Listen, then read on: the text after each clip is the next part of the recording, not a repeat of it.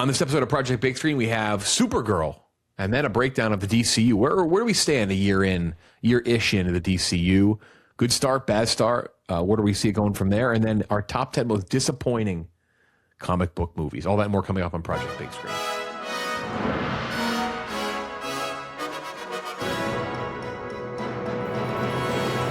All right, Project Big Screen, episode 39, June 29th. When we're recording this, last one of June before a huge July, headlined by the Odyssey, Spider-Man. We're going to talk about the Odyssey a little bit today, but it is a comic booky episode.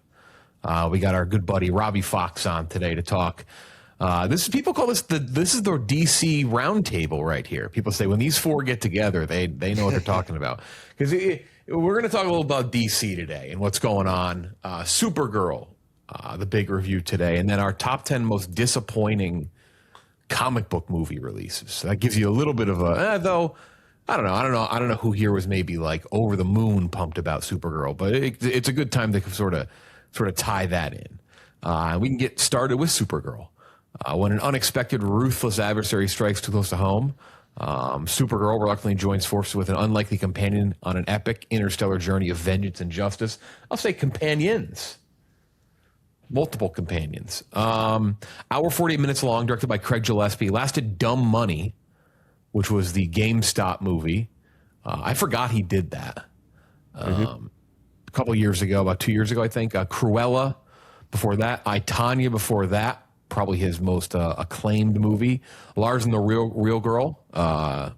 Very enjoyable movie as well. Millie Alcock in the lead role as Supergirl. Eve Ridley, Matthias Schoenaerts, say his name, plays the main villain. Beadface, I believe is his name.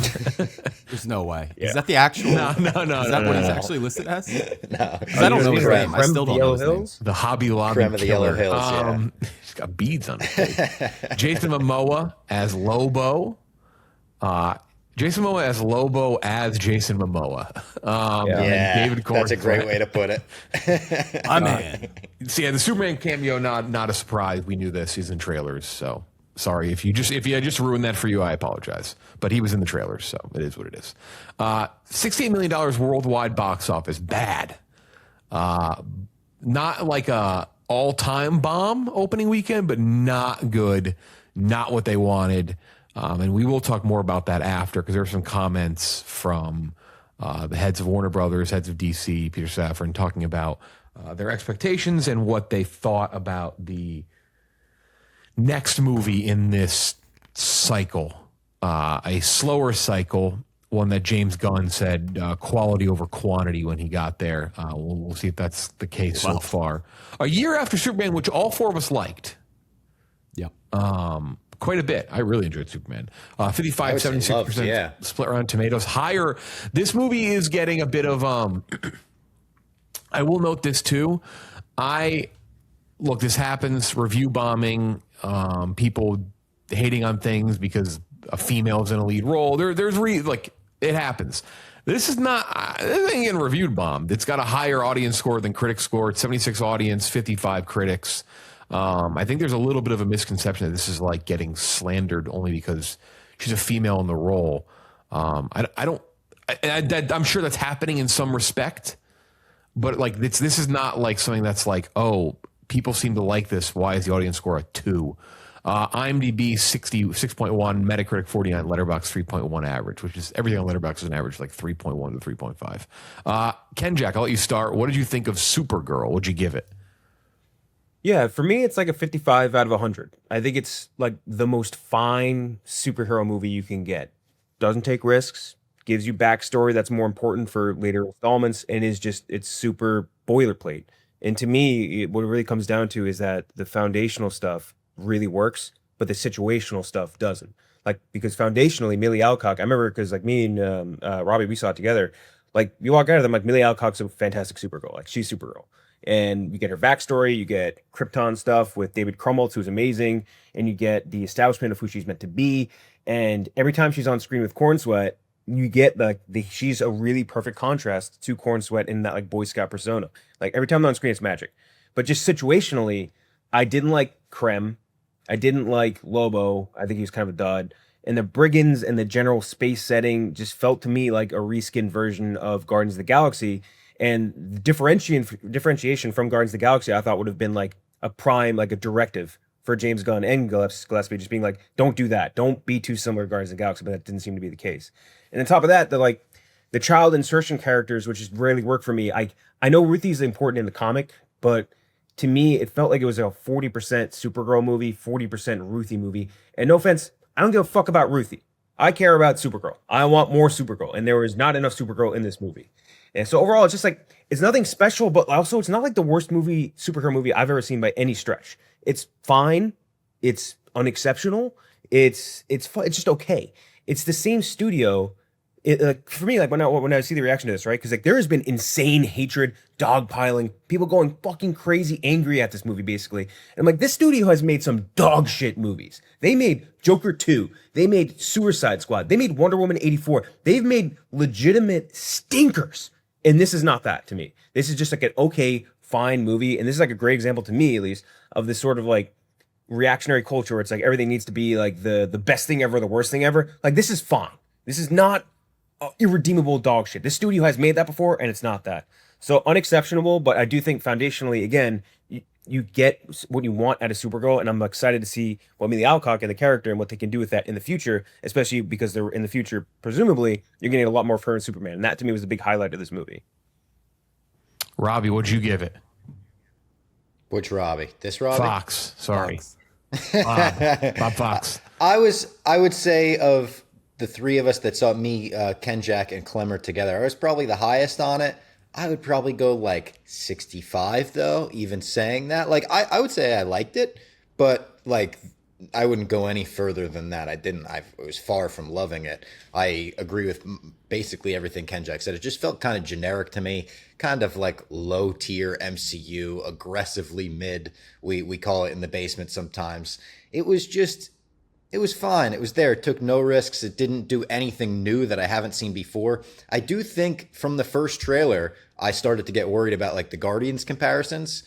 And I know it's a huge part of the comic, but it's the basic plot of Guardians 3. Like we have an animal companion that's special that we love, gets hurt or put in a position of danger, and you're on the clock and you have a few days to save him. There were even scenes that were very similar to Guardians of 3 in that respect. But I did love the Argo City Krypton backstory stuff. I loved all the Superman stuff. I hated Lobo. I thought he was horrible. And I was like actually looking forward to that. I was like, yeah, this is a fan casting that I've gotten behind before. So strange. Just a weird performance by Jason Momoa trying to be edgy every time they cut to him. He was Edgelord Lobo. I just didn't love it. Yeah, it was fine. It is what it is. It's low tier MCU. It wasn't a complete train wreck for me. I agree that I'm excited to see Millie Alcock going forward from this. Clem said it's a great player on a bad team. You're like, we got something for next season, but this just wasn't our season. Gooch, you can go next, but I will note very quickly, I might be anti letting people play characters they want to play going forward. It's like The Office. It's like Date Mike in The Office. It's like you're way too into it. You're like you gotta dial it. Like it's like I don't know, like Robbie. It's like I don't think I'd want Robbie to play Batman. But he likes Batman too much. You're too into like it's like I wouldn't like you. Like I I shouldn't wouldn't play play Paul Batman. Atreides. Like I'd be too into it. Like I think Momoa was too. He likes it too much. Like might be a crazy take, but I'm like, this guy likes his character too much. And how often do like the number one fan castings work out when they happen? Like pretty much never, right? I'm a fan. I'm a fucking idiot. Don't listen to me. Yeah, and it doesn't. It really. We're probably big Star Wars fans. I've liked Rosario Dawson as in the Ahsoka thing. Like I think that works, but like she's pretty understated in it, and like I think it kind of flows and works. But like we'll lose this reference will be lost on some of our audience. But it's like if they made a World Cup movie and like I Show Speed played fucking Cristiano Ronaldo, like that's what it felt like with Momoa. It's like you're too big of a fan to be playing this character. It's really weird. It's weird. Anyway, Gooch, what did you give it? I'm at a 35. This movie set women's rights back about a decade. No, it didn't fully, but it is very disappointing that the women in this, genre now continually just get scraps. Like they get scraps, they get B teams. It's obvious they're not getting the best directors. They're getting terrible screenplays. And as a result, all these like minor, basically taking it off the top, all these B team players and B team elements just add up until you don't have a very good movie. And I think this one's pretty bad for a lot of stretches. I do agree. The best parts are easily when Millie Alcock is on screen with David Cornsweet. And that's kind of like what the character is. It's like a counterbalance to the good boy, the Boy Scout, Superman. So really removing her from that situation, you just end up with this woman who, and I do like, she's very good at it, playing this like drunk, hungover party girl. But that's 80% of her runtime. Like she's drunk and hungover 80% of the runtime. The plot stuff, I know, Robbie, you've read the comics. I don't know if anyone else read Woman of Tomorrow. But this, and how true to the story? I guess I would ask, how true to the adaptation are they? It's hard to say because like the basic structure, the crypto stuff, like how the story gets set into place, the Ruthie connection, that's all pretty similar. It's different though because the story's told almost as like a legend. Years after the fact, and there's some unreliable narrator stuff going on that's really cool. I also believe Craig Gillespie said he didn't like look to the comic for any inspiration. He said he just stuck to the screenplay. I think that's weird because the comic's like biggest highlight is how unique and bright and like fantastical and spacey it looks. And the movie, again, it looks like a Guardians movie. It's like dark for a lot of the movie. It's a dark movie. Very dark. Very dark. So yeah, no, I think this is kind of like, especially plot wise, and we'll get more into it. I think the plot is, I hate to be plot guy, dialogue guy, but there's some really bad like lines delivered in this movie. There's some just nonsensical plot stuff going on that really like takes you out of this world. Millie Alcock, I want to see more of her in this role, but like everyone else in this movie outside of David Cornsweet can like get fucked. Like I don't need to ever see any of these characters ever. I was going to say that. Come on, Krumholtz was great in that backstory. Yeah, he was awesome. He's dead. He's dying with cancer. Well, actually, do we even know if he's dead? Spoilers. Yeah. Who cares? No one's seen this movie. It's cancer with a K too. It's bad. It's bad. It's real bad. It's a different type. Jeff, what'd you think? Where are you at? I really didn't like this movie at all. I gave it a 46. I've seen obviously much worse, but that's like, for a big release, that's pretty low. Also, I did kind of like, I reshuffled my comic book movie rankings and ratings, especially like the lower half. So if you're listening to this and I haven't updated them yet, don't be like, that's your worst No, it's not. Like, it's not. I redid my rankings and then I did this rating, and my one ass was like, don't be the same score as Black Widow. Same exact score as Black Widow. But that kind of does put that to the point. It's like, man, it just feels like there's a bunch of weird things with this movie that just kind of feel bizarre to me. One, it feels like they told Craig Gillespie to make a James Gunn movie. Now, Craig Gillespie, his stuff has a lot of music in it. Go look at Cruella, go look at his, like Itana, like so they are similar in that sense. So there's a little bit of that, but it does feel like the tone and everything, and James Gunn didn't write this movie, but it feels very heavily influenced by his stuff and feels like almost a movie trying to be like a James Gunn movie, which worries me.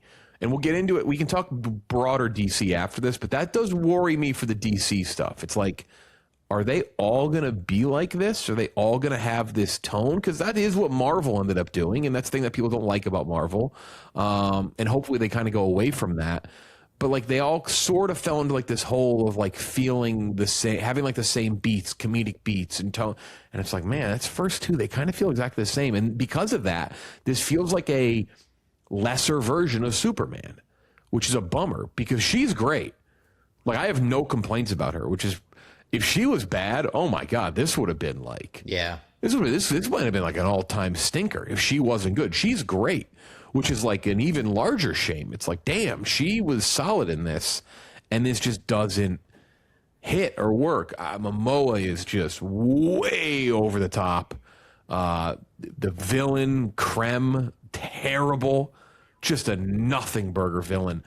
This is an unoriginal comment. I wish I could say this is my own comment, but talking about the way this movie looks, ugly movie, just an ugly, not fun movie to look at, which I don't know if they were trying to do that so it's a contrast of her in like her Supergirl, like when she's in the red and blue and when she's in kind of like maybe, but like it doesn't pop enough. I saw a comment that said, how can a movie look so similar and drab throughout when they go to so many different locations? They're in a billion places and they all look the same. I don't know.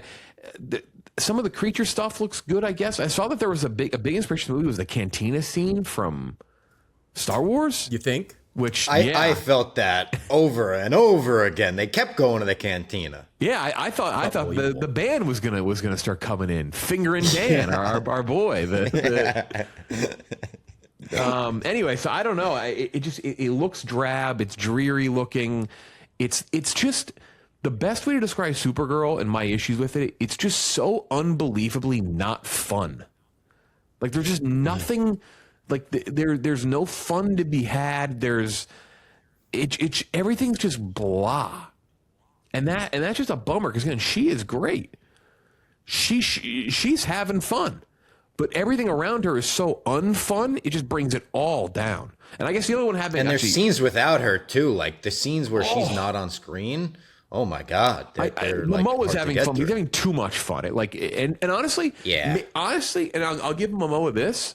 If everything was brighter and more out there, and fun might be the wrong word, but you get what I'm trying to claw at here. Like, if there's just a better time to be had, and you can like get into deeper themes and stuff, and like I'm okay with like what they're going with her character, but like there should be kind of like a more, again, like if you're going to try for that James Gunny style, which clearly they tried for, the Guardians movies get into some deep themes, but they have fun with it, and like there's just this way at which they move in terms of just like the dialogue colorful, the characters are colorful, the look, the visuals are colorful. None of that's there. So maybe if that had been there, maybe Momoa's character would have worked better.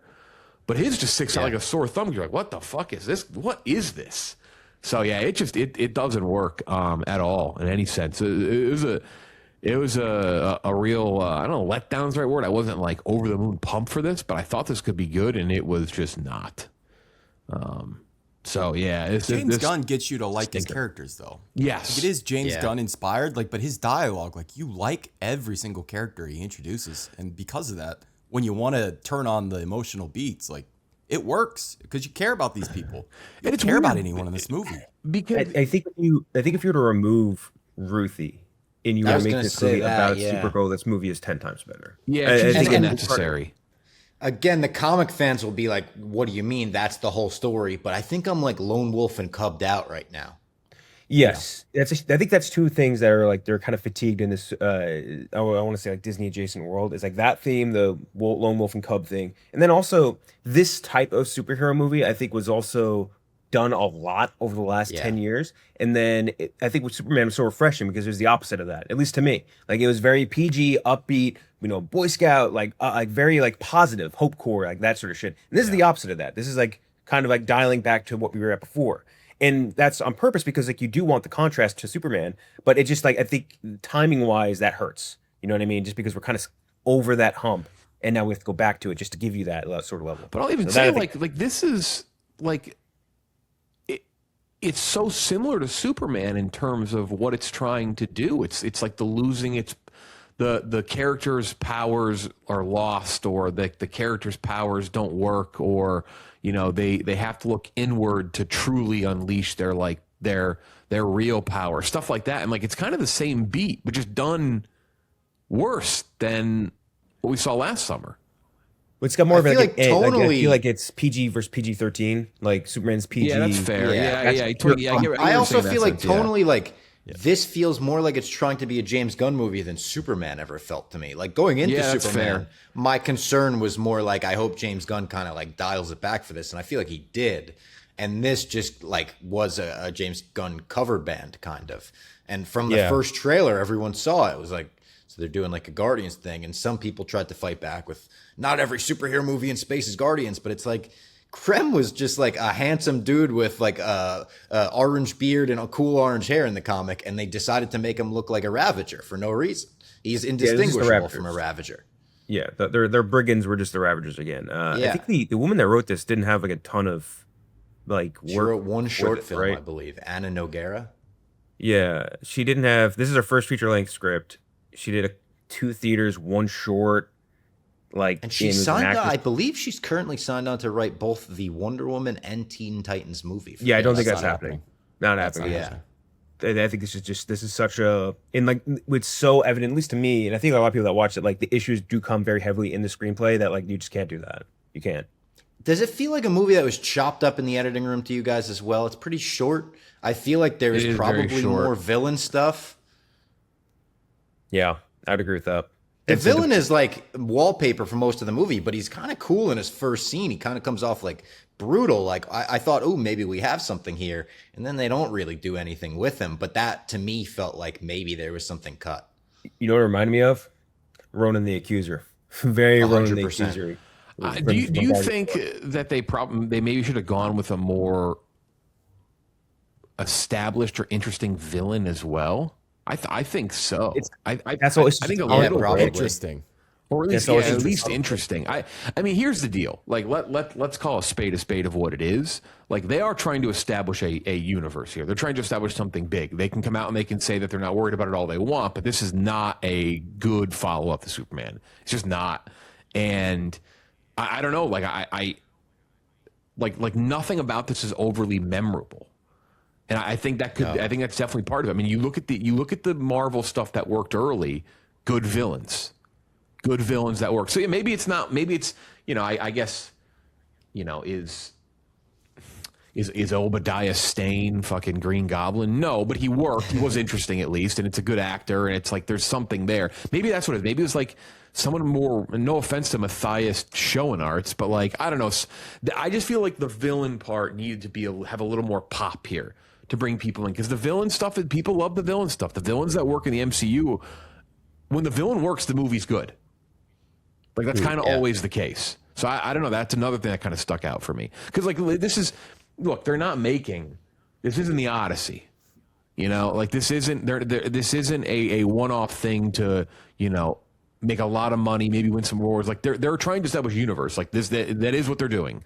Like, so I don't know. I think that was a misstep on their part as well. You'd also it's not necessarily like a death spell or anything like that. Because like if you think about those first few villains, like Obadiah Stane, like you're saying, nothing special. Like Incredible Hulk, who the fuck was even the villain in that? Like, and then after that, you get Ivan Vanko, cool. After that, like Red Skull, kind of cool. Like it's like it's not exactly like those were like huge bangers right off the bat. Past Iron Man, like you had Incredible Hulk right after that, which is stinky movie, way worse than this in my opinion. Worse than this, yeah. I don't think it's by any stretch of death spell for them.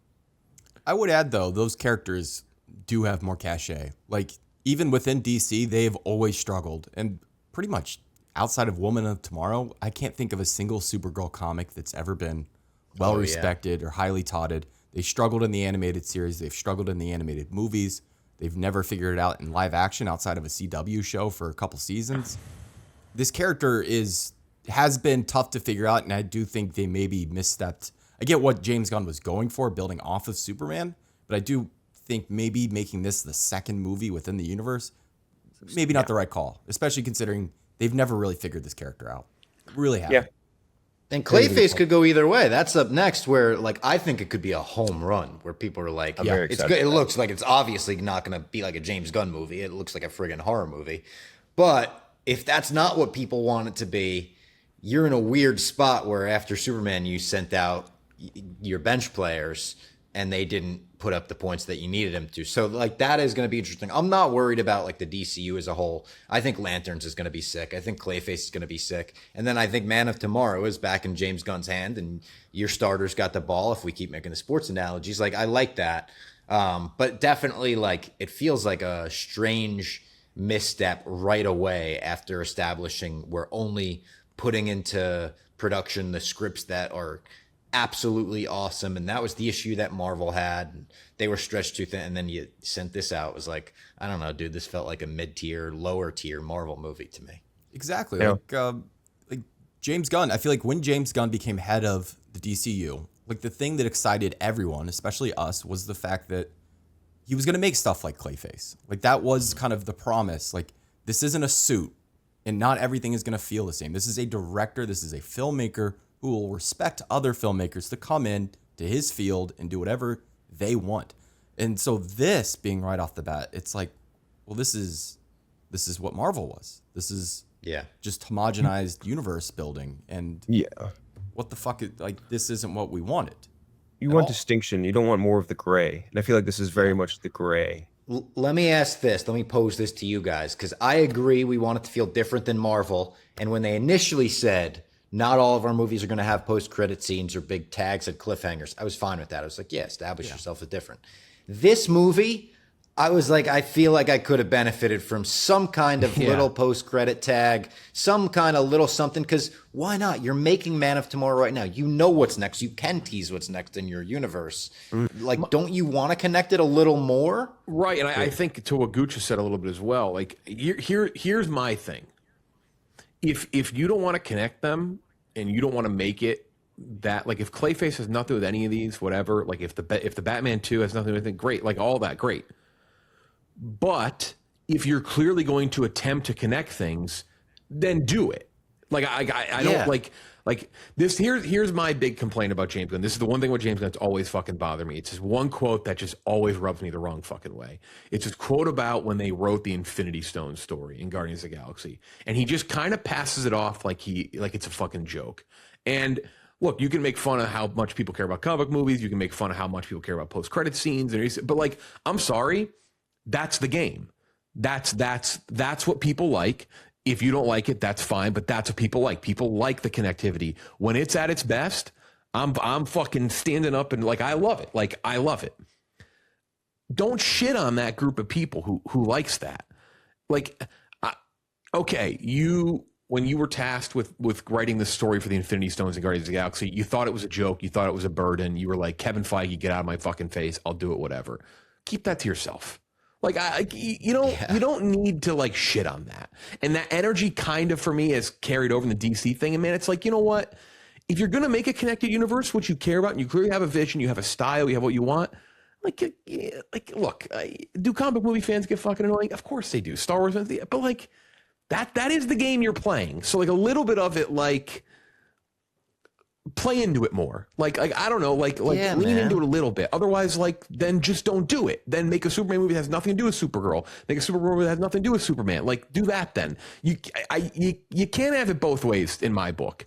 And I think that there's a little bit of that with these. So I don't know, at least with the reaction to it. Because again, that way he's talked about that Infinity Stone thing's always kind of stuck out to me. It's like, all right, like, I don't like that quote either, because he loves bringing that up. I wrote that. Loves to shit on that. I didn't think anything of it. And it's like, all right, well, it became like instantly pop culture zeitgeist. Everyone knows what the Infinity Stones are. It's referenced by people that have never seen a Marvel movie. Like, that's like a big thing still, even if it was. Some of the greatest songs ever written, someone's like, oh yeah, like, I don't know, I wrote down a melody and I'm making too many pop culture references today to like current trends, but like, it's like someone going to play fucking, I hate this, by the way, not a fan. If you like it, you like it. It's like going to play fucking banana ball. Like Savannah Banana being like, nah, I'm not doing the dance. It's like, nah, you're doing the dancing. You're playing fucking banana ball. Like, I'm sorry. Like, that's like James Gunn. You're like, that's the game you're playing. Like, you're playing connected universe, like world building. Like, build it.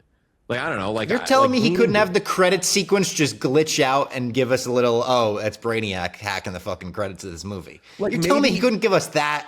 Right. Like, maybe if this was 15 years ago, none of that had happened yet, then sure. But like, it's built now and this is how it is. And like, I don't know, like, I just like, there is a level of like, all right, don't shit on your fans. Like, that's also like what this like movie is kind of, it's like the core problem. It's stuck in the middle in so many spots. Yeah. It's so non-committal in so many different ways. It won't go one way or the other, which is just, it's glaring. It's not even like, it's like, yeah, man, the more I break this down, like, it's so clear that's where it is. Like, commit one way or the other. That's kind of my thing. Yeah. How much does this movie for you guys go up score-wise if this soundtrack is at the level of a Guardians of the Galaxy soundtrack? He's question. very Score clearly trying too. to Score's do a Guardians forgettable. soundtrack. It stinks. This is one of the worst Kenjac said he's soundtracks. bumping that cover of fucking the middle. It's crazy because like made it Dude, I Sorry think about that talking scene about it. is so much better if they just use the normal middle. Which is that's crazy to me because that's like the MO. Like I don't know, I was shocked by that they Gillespie didn't too, pick it's like, the regular one. if I were to pick a guy, a director who I'm like, James Gunn's like the guy who I trust a lot with music in movies. Like Gillespie would be like the next guy. Like, Yeah. and I said that to him. Tanya, I'm it's like, used you so and him well. are like you and him are peas in the pod in that sense. Like you guys are so great at incorporating music into your movie, and like, but just that one I think was odd. Not like the people are like, you got to go see it just to see how bad it is. I didn't think it was that at all. I was like, yeah, it was just not great, but it was just strange. And I definitely think the music could have made a much bigger impact. But then again, that's maybe another thing maybe an issue they had with like we want to differentiate from Guardians. That's so big in Guardians, and you already look so much like Guardians. If you And incorporate she's using the same Walkman that Peter Quill uses. It's literally the same Walkman and headphones. exactly, so change I feel like that. maybe that level of music, depending on what I guess eras you pick, but it could have also just made you feel more like it was Guardians. So I don't know. Yeah. It's also like throughout her many runs, it has been a part of her character. Like she is like a teenage rock girl, like likes to listen to like she's Peter Julia Quill too, Stiles though. and 10 Things I Hate About You. Like she's a little punky girl. Like Yeah. feel free Peter to Quill just do too. that It's then. it's like a Do it's you like an think issue it's a that mistake putting this control. out after Superman? It's too similar when you're trying to build this universe. Like, is it? Now, No, I don't think it's too similar. It's almost the opposite. But I think it was good for the contrast. It's good for the contrast to Superman to give you the opposite of what he is. But at the same time, I almost think I guess it'd I'm be better saying, for should Man of Batman Tomorrow. have been next? Should the Brave and the Bold? You should have had something bigger, I think. It's- Yeah. I think but Superman- Batman's confusing now too, because it's like I don't. Yeah. Do I have faith that they're gonna do something as good as the Pattinson and stuff? No, not No, he's really. got a, and we're gonna get to the. Do you guys want to do a DC discussion now, or when we get? Yeah, to we the can comic books? But morph into it a little bit here because I think that's kind of what we're getting at. So we can kind of just Yeah, James Gunn, he's got to sit down and really think about what he's doing with who he's bringing in on these projects, like the Batman Brave and the Bold having Andy Muschietti and the writing team, him and his wife doing the writing on the script. What? No, Scary. Go ahead, take that off, fix it. It's, Sorry. they're going to like I don't care how many times they explain and they say that it's whatever, like people can deal with it. The two Batmans at once is not going to be an easy thing to fix. Like that's not just like a whatever thing. Like again, we're breaking this down more as a business thing. That's probably good. We're talking about DC, but like that is what they're doing here. They're building something, and you're going to have two Batmans at the same time. That's like don't be shocked. I don't want to sit in like pissy comments for them being like, oh, what are fans? Like no, like I'm like. Two Batmans at once may not be the easiest thing for some people to fucking grasp and put together. Like, sorry, just like it's not everyone's a diehard like us, or even more diehards. Some other people might be like that. May not work. It might be a disaster. People are already confused when like we talk about the DCU with my cousins, my friends, or whatever, and they're like, when are they going to do like the Pattinson? When is he going to come into the fold? And like, I've had the conversation multiple times in real life of like, well, no, they're actually going to introduce a new Batman that has Damian Wayne, which is his son with Talia al Ghul. That's going to be in a different universe, and they're also doing a Robin movie, by the way, and they're using puppets, and there's going to be Dick Grayson and Jason Todd. It's like. This stuff is confusing for a lot of people that aren't, again, like Jeff said, like the diehards. Two Batmans is a little weird at once. And I think it's a good move. Like introduce Damian, make him fight fucking the Clayface type villains, the Poison Ivy type villains, the Mr. Freezes that aren't going to be maybe in the Reeves universe. But yeah, or Reeves has to go even darker, and that's our rated R Batman that no kids are allowed to see. And then you make one that's kid friendly. I don't know. It's a weird thing to try to establish. Do you think That's they're another having the situation. conversation? Some people are tweeting like, are they having a conversation at DC right now where we're like, let's unload the Brinks truck with Matt Reeves and try to get Pattinson back in the DCU? Or not back, but I don't get him think you in? can. I don't think it's. I don't know if enough money is going to be. I don't know if there's a dollar amount that he'd do it for. But it just seems like something Pattinson is so like not interested in doing. Stuff just doesn't fit. Like I don't think it would fit in their world at all. Like you really just need to have a full separate guy. It would almost have to be that like it doesn't feel like everything is canon in the Reeves verse. You know what I mean? Like it would be like they get Batman on lease, but then Batman's not acknowledging his adventures with Superman in the next fucking with Victor Zsasz in a cell in Arkham. Yeah. Uh, I don't know what the answer is, but like you do need to find a version of Batman that is like a little bit lighter. Not like obviously you still want it to be darker, but like again, this is all providing contrast between the superheroes. But like it can't be as dark as Battinson. I think it's just that's a No, little too far. we should have a Batman that you could take your kids to. Yeah, That doesn't exist and hasn't existed for a long time. That Very should true. exist. that's a great point. That's the quote card right there. We need a Batman that you could bring your kids to because it is true. We haven't had that in a while. Yeah. Yeah, I don't know about the Batman thing. The Andy Muschietti involvement is worrisome. I know the Flash was a disaster, and he's not. I think like at his best, he has made some good stuff, but his screenplay will be compared to a Matt Reeves screenplay. Yeah. Whether that's fair or not, that is what's going to happen. He is not in the same stratosphere as Matt Reeves as a screenwriter. He's not. He's like even at Reeves' worst, it's still going to be better than Muschietti and his wife at their best. Like I'm sorry, like that's the truth. And the fact that this woman who just adapted Woman of Tomorrow for Supergirl is now writing two future, one really big, like the Teen Titans one. I know you, Kenjac, you and Jeff, maybe not the biggest Teen Titan fans.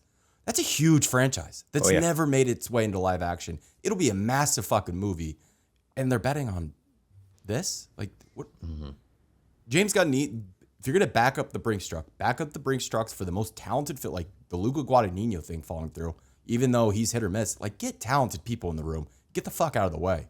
People want good movies.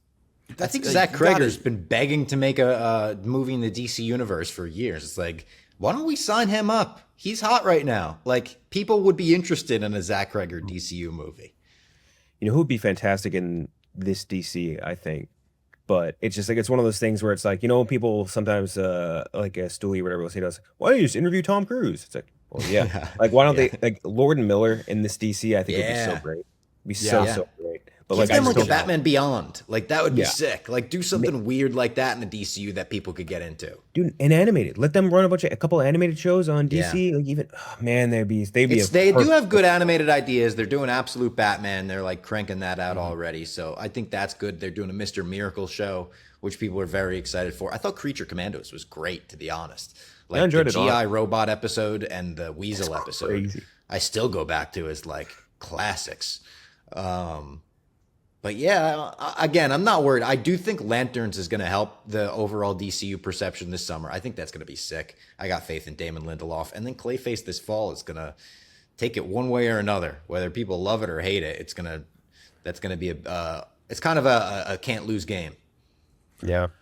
The one thing I think for Andy Muschietti, if we're going back to Brave Bulge real quick, that I'll give him a little bit of positive, like, okay. He was executive producer, I think co-creator, and directed a bunch of episodes of the It series on HBO, which I quite liked. Which I thought was I like his It movie. I didn't love the sequel, but the first one I think is great. Yeah, first one's good. Yeah. Sequel, I think, ran into the problems that story runs into. But the show was like kind of awesome. So maybe there's some maybe I don't know. Again, I don't want to fully excuse the Flash because there were a lot of problems that were out of his control and it was kind of a disaster. But I am definitely worried about his involvement. James, the best moments of the Flash were the Batman moments. Glass half full. Yeah, it's true. True. You have the Untitled Wonder Woman eventually. Hopefully, Man of Tomorrow's good. Obviously, if Man of Tomorrow's bad and doesn't land, they have we're problems. cooked. Some big time problems. You know, a good director for them too is Akiva Schaffer. I think he'd be a guy that would fit well in like doing like Naked Gun, Chippendale Rescue Rangers, like things where like he took like a property that people liked a lot already, and he puts his own modernized spin on it, and it's just very funny, very lighthearted, very energetic. Like I think that would fit really well in this DC too. Whether that be like I think Flash they're doing Booster Gold. He could crush Booster Gold. I'm sure. Oh yeah. With the rumor being it's Kumail, maybe. Like I would sign up for that in a heartbeat. Give like fucking Cyborg to like Steven Soderbergh. Give like very distinct directors a chance to like do something freaky and weird and different. Just like wherever you do, like you can't just add to the great. And it's weird because for Gillespie too, I feel like he, to me, in my opinion, made the best of the live action Disney originals, whatever you want to call it. Same, yeah. He made the best. Cruella's the best of that. Like, and the difference in quality between that and any of the other ones is like mountainous. And also, like, Itani's amazing. I think he's a good director off the right script. I think the script is just weak, and I think that you give more distinct directors with maybe a little more agency over what they're directing, then maybe you get something better. And was he like unwilling to watch the comic book movies that came before, or was he like, did he only see a Guardians movie when it came out and just stuck to that? Like, I feel like he should have been like, this movie looks exactly like 10 movies that are already out and came out in the last 10, 15 years. Like, it's just such a strain visually. I do think he deserves a little bit of flack for just like the lack of creativity. Yeah, this movie overall, to put a bow on Supergirl and kind of put a bow on DC stuff, it just a bummer. Could have been better, because I think we all agree she was great.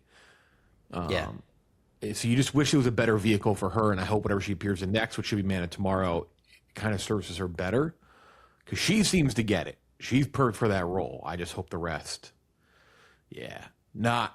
It's the most important thing, by the way. That is the singular most important thing to come out of this movie. Yep. Supergirl, not great. Not great. And the DCU off to an interesting start. A year in.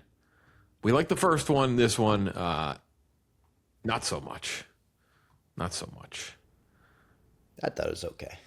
It's fine. It's fine. Fucking The Flash is way worse. The Flash was 10 times worse. Compared to Superman, though, you're not even the same universe, though. Like, yeah, comparatively, yeah. But I'm just saying, DC has made some. I think The Flash is shit. comparable. If I'm being honest, I think The Flash had higher highs. Yeah. Yeah, I mean, in the fucking double budget, whatever, dude. It's just like DC has made movies that are like true bottom of the barrel garbage, and people are giving the same reaction to like Joker 2 that they gave to this. That to me is crazy. I still don't get that at all. Joker 2 looked really good. Joker 2 was fucking dog shit. Piece of shit. great, though. The concept for Joker 2 sounded great when they first did. I remember being like, "That's awesome," and It's it's just interesting. not what Yeah. it I'd like to was. see that. Yeah. It's just not what it was. And that's what people think it's like fucking performance art and commentary on the first one. But you'll never get me to buy into that shit. You'll never get me to buy that. This next episode, and we're going to talk about a couple other things we watched. I know some people saw Jackass. We'll talk about that in a minute. This next one, I think are we doing Young Washington? I feel like we have to. What? We got to do... Well, yes. Yes, absolutely. Which, I don't know if this is happening to your all's TikTok feeds. There's already edits of this movie on my feed. Is that possible? Fuck yeah. I got confused. I had to like go look and make sure it wasn't out already. But they must have sent out like footage to like editors to just pump out clips with 21 Savage blaring in the background. Are we pretending that we're not doing Minions and Monsters? Yeah, that's what I was getting to. We have to do Minions here? and Monsters. We'll talk Minions and Monster. We'll talk the invite. I know the invite's going to go a little wider. Invite's not fully wide yet. We'll talk the Best invite. movie, if you can see that, by the way, watch that. That's the Maybe best a little movie. Enola Holmes 3. There's a bunch of little things we can talk about in the next couple of weeks before the big middle of the month and the big end of the month. Is that the first time that's ever been muttered? Maybe a little Enola Holmes 3. I like Personal Holmes. I loved. I don't know if I remember like Enola Holmes. First one was good. Second one, not so much. I can't even remember a Is single thing she supposed to be Sherlock's daughter or little sister? No, it's Little Sherlock sister. Holmes is Henry Cavill, and like that's his little sister, Interesting. and like she has her own little adventures and stuff like that. And the first one's good. It's quaint, funny, colorful, good jokes, and like Millie Bobby Brown. That's the best thing in my opinion she's ever been in. I know Stranger Things fans. I think as an actress, the best thing she's been in, and stuff. I don't know. Second one not very good though.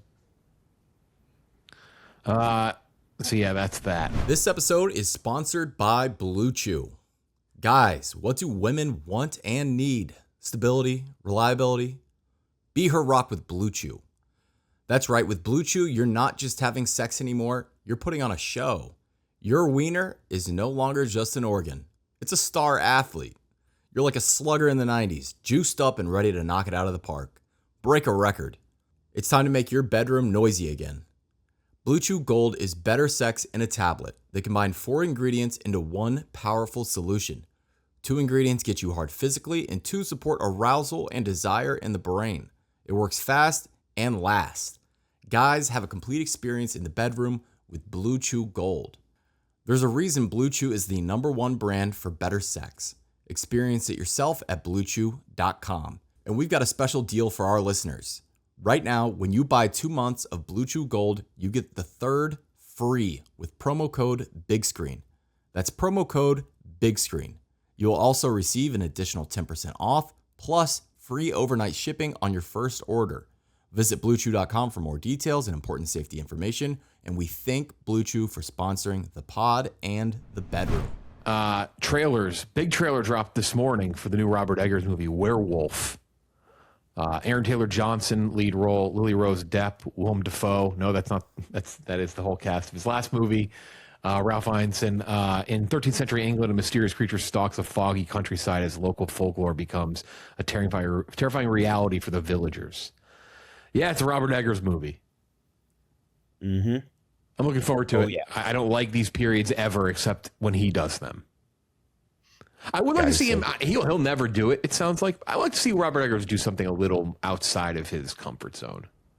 That's my exact takeaway from watching this trailer. It was like, all right, exact same cast, similar looking time period, similar looking visuals. I know he's doing a cool thing with like the black and white kind of color in this movie, but I kind of wish I liked him more than I do. Like Nosferatu, I thought looked awesome, tone was cool, had like no substance. I just don't think he ever will. Like he is so like, and he's kind of, has he said that directly? But he's talked about the way he talked about this time period. It's like this is what he does. But like give him Swamp Thing. See what he does with Swamp Thing. Yeah, well, I would like to see him a little outside his comfort zone, just a little bit. I do think he is well suited within his like own inclinations to do a comic book movie. Because think about like what he does is old folklore. Exactly. That's really what comic books are. They are folk stories, like in a different medium, different time period, but they are folk stories more or less. So I think him in a comic book space would be great. Now, with that being said, cool. I personally love him going back to the well on this over and I think if you're in the bag for Eggers at this point, you're just like you're there for it. And I think a lot of people aren't, but like there are just I mean, Nosferatu made like $50 million opening weekend. That's fucking insane. That's crazy for a movie like that. So I hope he continues to do these. But I get if like it's not your thing, then you might just be checked out on this guy. Yeah, it's very much my thing. I'm fired up. Though there's just a little bit of that, and like, cause I just want to be fair because I love his stuff. He's amazing. But there's a little bit of it where it's like I do need to be fair because like I said the same thing about Josh Safdie. Like I love Marty Supreme, love Von Kachet, like all that. Like I want to see a little different. Now the irony being I didn't like what Benny did with Smash Machine, but I like that he like kind of went for something different. So there's a little bit of that. I would say you know I'm going to say the same thing about Yorgos as well. Yeah. It's like a little let's go break outside the mold just a little bit. You've hit me with enough excellent bangers, right? And you know who is, because here's the deal. You want to take a look at someone who's kind of had his style of movie. I'm just talking about recent people, but done different shit.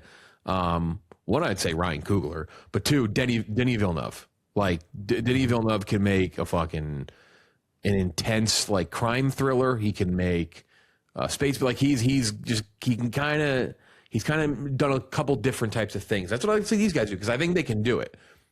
Like I think Eggers can make something that's a little outside of his comfort zone, and it would be unbelievable. I mean, Nolan's doing it right now. Yeah, right. Again, great great example. He also works in his own planet.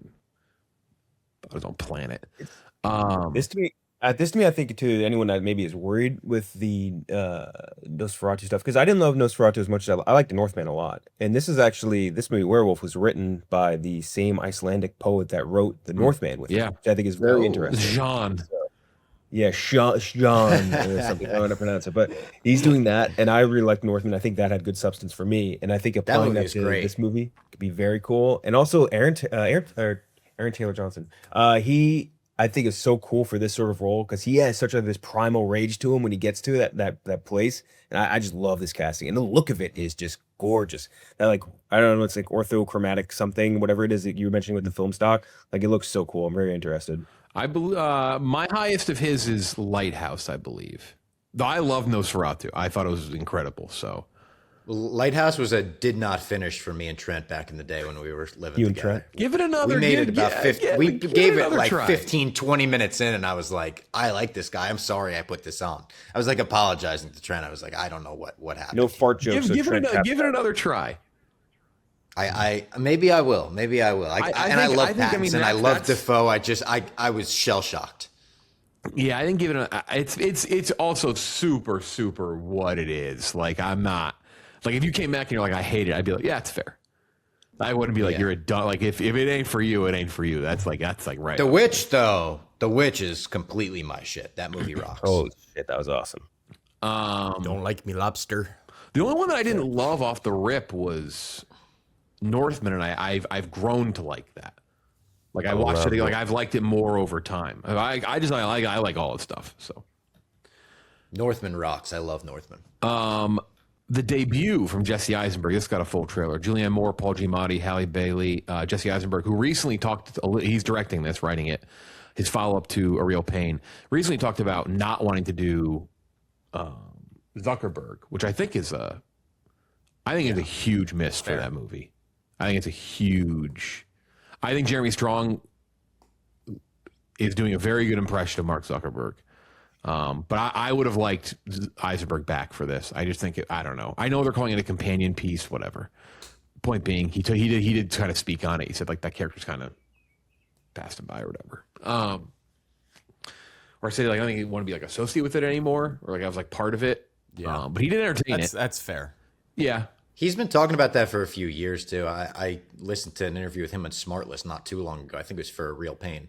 And as soon as they brought up, he was like, yeah, like I still want to distance myself from that a little bit. But Jeremy Strong's playing him at 27 years old in this movie. And he looks like he's 50. It just doesn't look right. But also, yeah.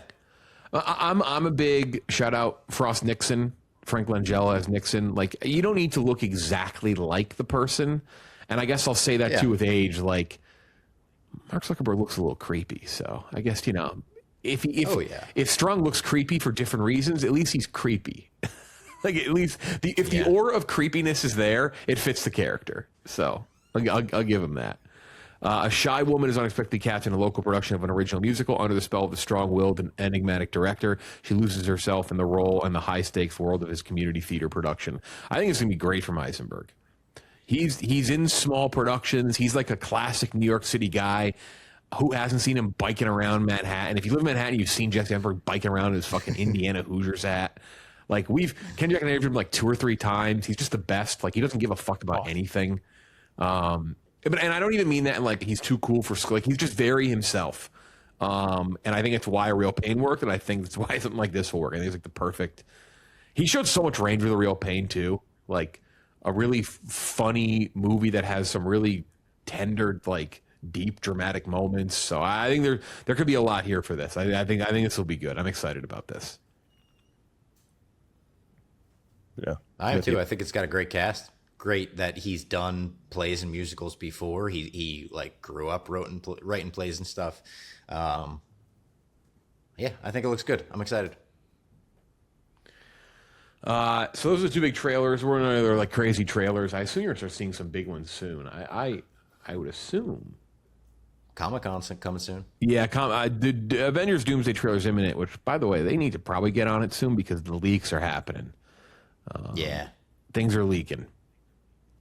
So they should probably release that trailer soon. They gotta put a seal on that. We gotta call it. Though I will hold form on this. There a little bit of them does have to kind of love it. It's like people. Oh yeah, I'm sure. It's like people are like like a little bit of them. They're like we don't like the leaks, but like all right, people kind of care. No. Good. Kevin Feige loves when Jeff Lowe is leaking. He loves. Do you think Kevin Feige is like looking at James Gunn right now? Like it ain't so easy, huh? Honestly, I would normally say no, but for this, yes. Like I think there's Gunn's been pretty passive, and that's kind of again, it's going back to what I was saying with the Infinity Stone thing. He's passive enough where I could see him kind of now. They did fire him and bring him back, so there's a little bit of that as well. But like, I can definitely see Feige being like, all right, like you and your passive comments. Yeah. No, I mean, meanwhile, he's about to drop a nuke in Avengers Doomsday, and I think he knows it's going to be a banger. And Spider-Man. Yeah, I think they know they have some with Spider-Man too. I think they know they have. Yeah. I hope so. If Spider-Man's bad and we redo this disappointing list, that's going to be right up there as like all time. Like everything we've seen with this is like the hopes are high. My only complaint, which you tweeted this, Robbie, we talked about last week. No more trailers. Enough. Yeah. Sony is addicted to they're like, yeah, let's go. Let's show everything. Don't It's like walk our movie. we get The it. last thing we We're want. there. It's Spider-Man. Like the audiences are showing up if you show us nothing. They've teased that Stop the villain showing us hasn't been things. the real villain hasn't been revealed. Somebody did say it's going to be Downey. No. I have exclusive. The absolute gross pig part of my brain though would be like, yeah. I know who it is. I know who it is. It's fucking Creme of the Yellow Hills is who it is. You guys never saw it coming. Creme of the Yellow Hills. Imagine is our Krem big is the foe. new big bad of DC. He's the First crossover. Yeah. Couldn't get enough of couple Matthias couple Schultz. news items. One is very funny. Good story topic for this group here who's seen a lot of screenings. But A24 and Google DeepMind announced partnership. This has people, oh my God, to develop behind the scenes filmmaking tools and workflows. Look, this is just going to happen now. I'm not saying you have to like it. I'm just saying get used to it. Like whatever. You just got to hope it doesn't infiltrate into like the super creative stuff. Also, I do always sound like AI defender guy, but I want to defend AI here, but I don't want people to confuse this as like they're putting generative AI in movies. Like, Yeah, they're not That's doing definitely that. what people think. That's Yeah, oh, yeah. 100% what It is. what people think. Yeah, and I think that, and again, that's just a misinformation thing or just people kind of reading into things the wrong way. This is like behind the scenes workflow stuff, which if you don't like that, look, I use it for what I do. I don't use it for like the creative, like visual aspect stuff, but like there is workflow stuff where it can help. If you don't like it, I have no problem with that. If you think that's crap, whatever. But I will like, I think it needs to be very clear. A24 is not making AI movies. And I think that's a very important distinction to make here. A24 is also not a moral company. Like they're not like some like hyper moral The architect studio. of Peter Thiel long before this, stuff like that, people like that. Like there's this, you go on the A24 Reddit. Oh my God. Holy shit. One of the all-time meltdowns. It's unbelievable. It's an unbelievable meltdown of people like, I'm canceling my AA24 memory. I'm doing this and that. It's like, but and they're like, I'm going to Neon. What? Like, it's not sports teams. It's just, I've never seen an A24 movie again. Like, all right, shut the fuck Taking my up. talents to Neon. Yeah, corny. So, like, what corny fucking people. Crazy. Every fucking studio since the beginning of time. These are big, large businesses with massive investors. Not all that money is coming from places you will morally agree with. Never. From like the start of movies. So if you're not willing to like write off 99% of studio released films and be like, I'm not watching these, like even ones that have been released, don't worry too much about the money that's on, like where the money is coming from. Yeah. Worry about the artist making it and like where they stand. And like, Yeah. how does and that this also come out? end up being like 99% of these, like we've just made a $90 million AI investment and then it goes kaput. Like every company has done one of these Yeah. now where it had 100 Meta did, or like all these other companies, they can take like $100 billion investment to making some AI tool and then they never use it and then they stop using it. It's what happens. Yeah, it's just like also like let's not worship film studios and like it's okay. Again, it's not it's not room for a sports team here. Like it's just some of the fucking reply. The Reddit, the A24 Reddit, it's a must see place right now. It's unbelievable.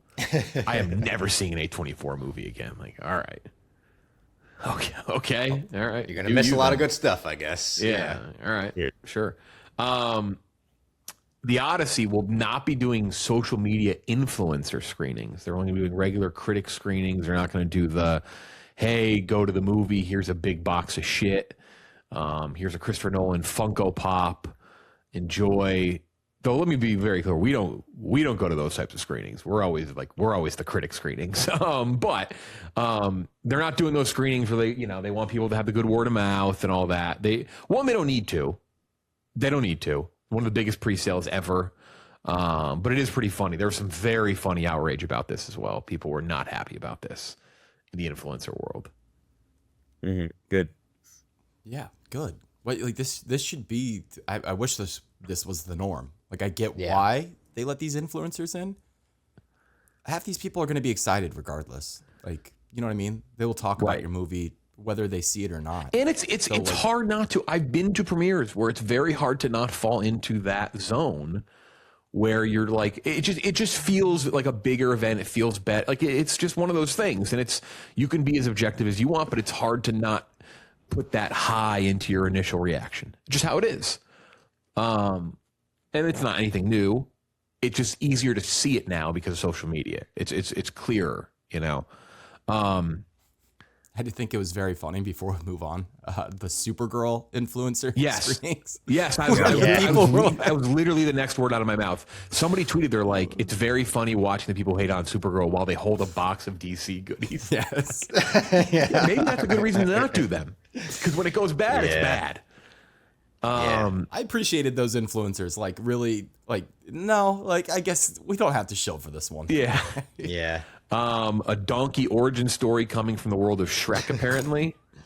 Yes, finally. Oh, well, I guess their spinoffs. The spinoffs have been good. The Puss in Boots spinoffs have been, especially Puss in Boots was great. Last Wish, yeah, that was great. Let's get Shrek 5 out first and see what the appetite is for. Yeah. Spin-off. Jonah Hill's next movie, apparently unreleasable, cut off with Kristen Wiig. That's a weird story. Weird, really. I mean, I liked mid-90s. I heard his last movie was horrendous. The one they put Bad movie. Yeah. Stinker. But yeah, that's a shame. I mean, maybe that's why he's doing Honestly, kind of 24 unreleasable, Jump that Street last now. one. Like, that's what the last one felt like. So I can't imagine what this is. If Outcome was releasable and this one isn't, how much worse can it be? Like, you know what I mean? Because that was so bad. That was a really bad movie. I mean, to be fair, it was like an $80 million movie that they just plopped on Apple TV. Like, so that's already in the unreleasable territory. Kenjac, was it you or Clemmer that said basically like the upcoming 24 Jump Street reboot? That's his last chance. Like that's his last chance. God, that needs to be. I need that to be good too, because I'm as big of a Jump Street head as anybody. I wish they would have done the Men in Black crossover. Yeah, they always teased, never materialized. That would have been awesome. Meanwhile, Orange G.I. Joe. And then lastly, Seth Rogen made a comment about Sylvester Stallone. Says he's only made 4 good movies, which clearly he's forgetting the Suicide Squad when he played the King Shark. And it's in the context of him versus Arnie too. Like Arnie's made like a million like incredible performance roles. Like Arnie's been in good movies. Like, but it's Stallone and him aren't like miles apart or anything. They're about the same. He was also saying in the context of the clip that he throws out all the Rocky movies just because he doesn't like sports movies. So he was kind of being like tongue in cheek about it. He's like, throw those Rocky movies out. It's fucking crazy though. Movies. You can't just throw Rocky. No, it is crazy. I don't think he was quite as serious as the headlines made him. Yeah, it's 2 dudes joking Also, around. speaking of Seth Rogen, Supergirl. I mean, just Seth Rogen's just in every comic book movie. Yeah, he's just in it. Yeah, he's in it for he's actually in it for longer than I expect him to be. He just keeps. That's like your big cameo the movie gets. Like spoilers, the big cameo in Supergirl is Seth Rogen. He has like as many lines as Supergirl in the movie. That's how fucking crazy that was. Kind of funny though. I'm gonna be honest. His character kind of worked for me. Lloyd, I think the bus driver. Yeah, it's kind of funny to me. Anything we're watching, seeing who here saw Jackass? I did not see Jackass. I loved it. Yeah, awesome. It's great ending. Yeah, it's great. Very, very tugs at your heartstrings, especially if you're like all 4 of us I assume watch Jackass and stuff growing up. It's really funny to say about this. Like clip this out of context, but you just appreciate how much they care about it, and that's really like it just shows. It just shows like they could release 10 more, and I would never question that they're going to put only the best stuff in, the funniest shit. Like it just shows with these movies.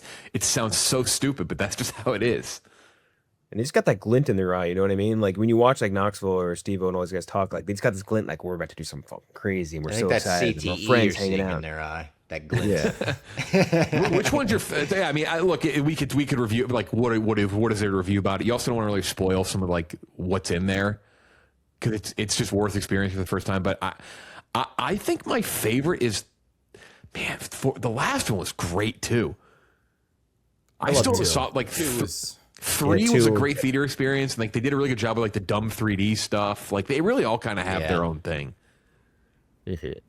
I might be a 3 guy because that was the first one where I was like old enough to like see that not when it came out, but when it came to Redbox, I was allowed to like watch it in the comfort of my own home. It also might have my favorite taking me to rated R movies. Right, it might have my favorite gag too. It's got the high five gag, right? God, that's yes, so good. and big that has hand. been reposted 10,000 times this week, and I watch it every single time. The way watched Bam it. goes down, someone said like he's got hinges on his heels. The way he just like absolutely flattens, so funny. You fell for the soup, all-time line. Yeah. He fell for it. He fell for the soup. It's also the women's delivery of high five. It's just like so good. Yeah, if you want a good fun time in the theater, just go see the new Jackass is awesome. It's just I saw Toy Story last night. I liked it. It was good. Yeah. Yeah. I gave Lady Fox the choice. Do you want to see Jackass or Toy Story? She said Toy Story.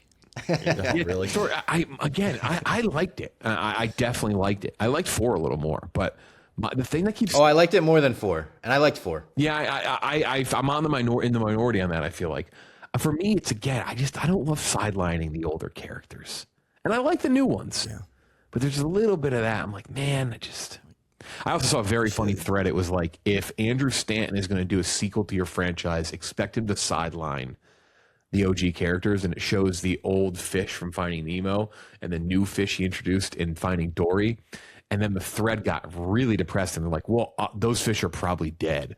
Like, they've been in that dentist office for a long time. People were like, what the fuck? Which also, they appear in the end of Finding Dory. Like, they're in like a post-credit scene. They're like, yeah, those fish are probably dead, though. That's why. It's like, all right, this got too real.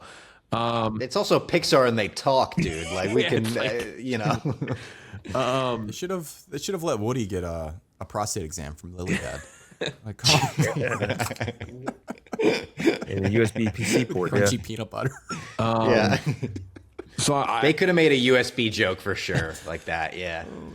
everyone seems to like House of Dragon. I always watch like a day or two behind, but that seems to be.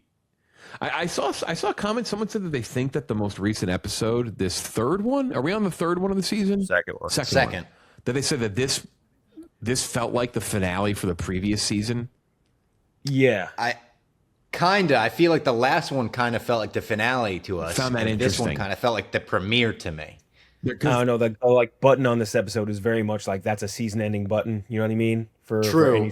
And that definitely felt like chopped up wrong. But at the same time, I don't feel wronged. I still feel like wow, that's probably the best episode of the season. At least It almost feels like when they or not spoilers for Succession, what they did to Logan Roy in the final season, what they did to Logan in the final season. How it was so early on in the season that you're like, wait, what? Like the But rest now of the what? season is about this? Like that's what last night gave me of like, holy shit, we're going here already. Yeah.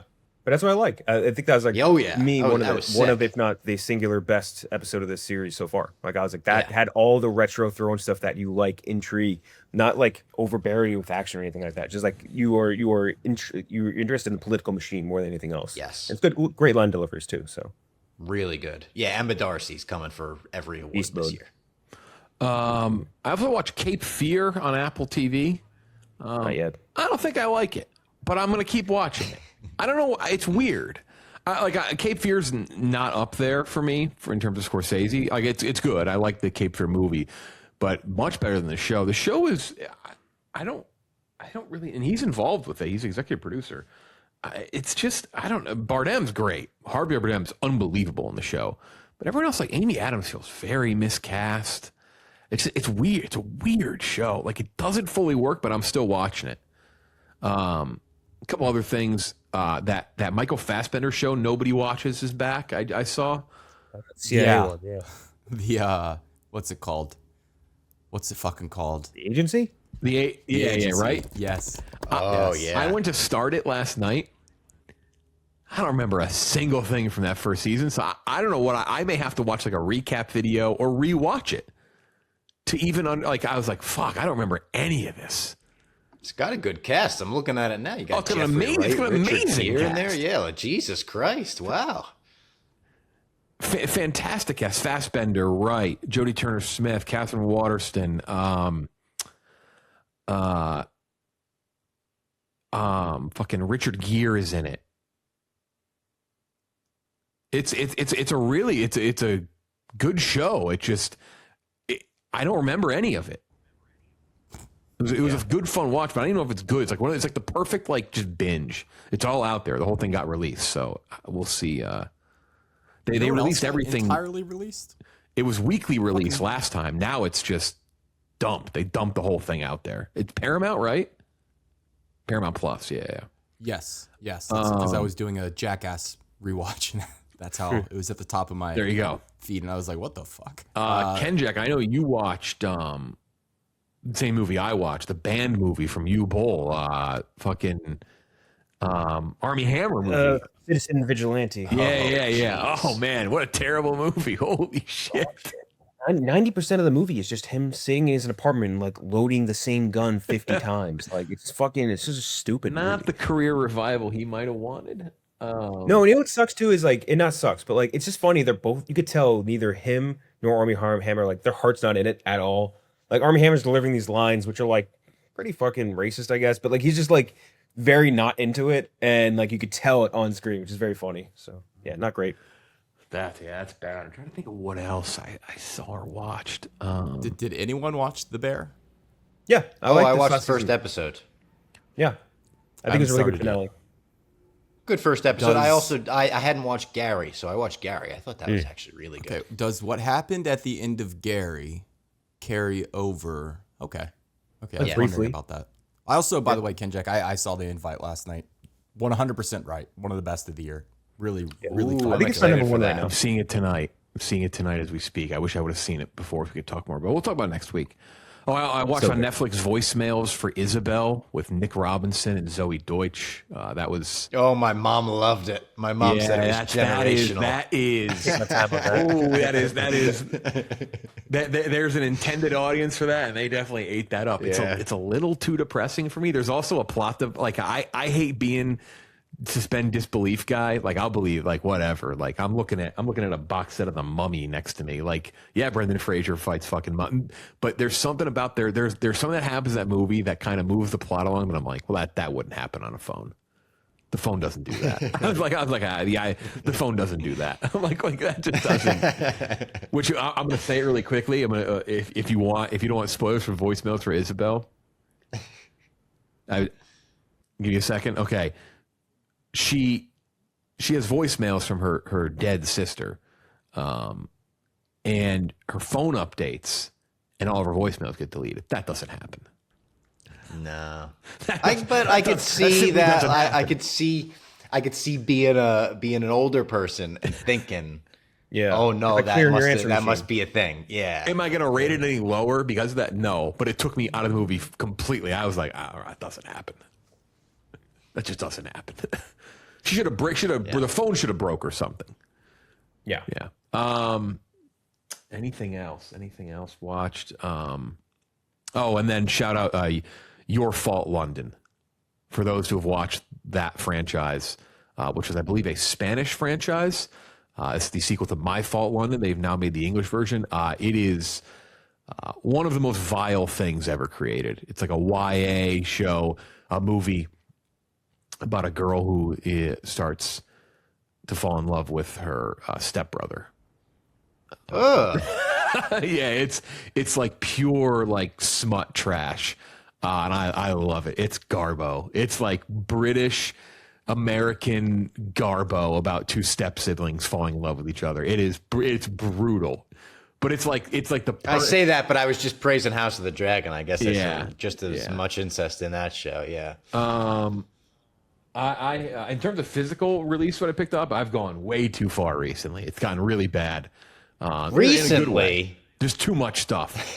Because now I'm like doing like full like director completionist. We've got these beautiful full slips of the Godfather trilogy.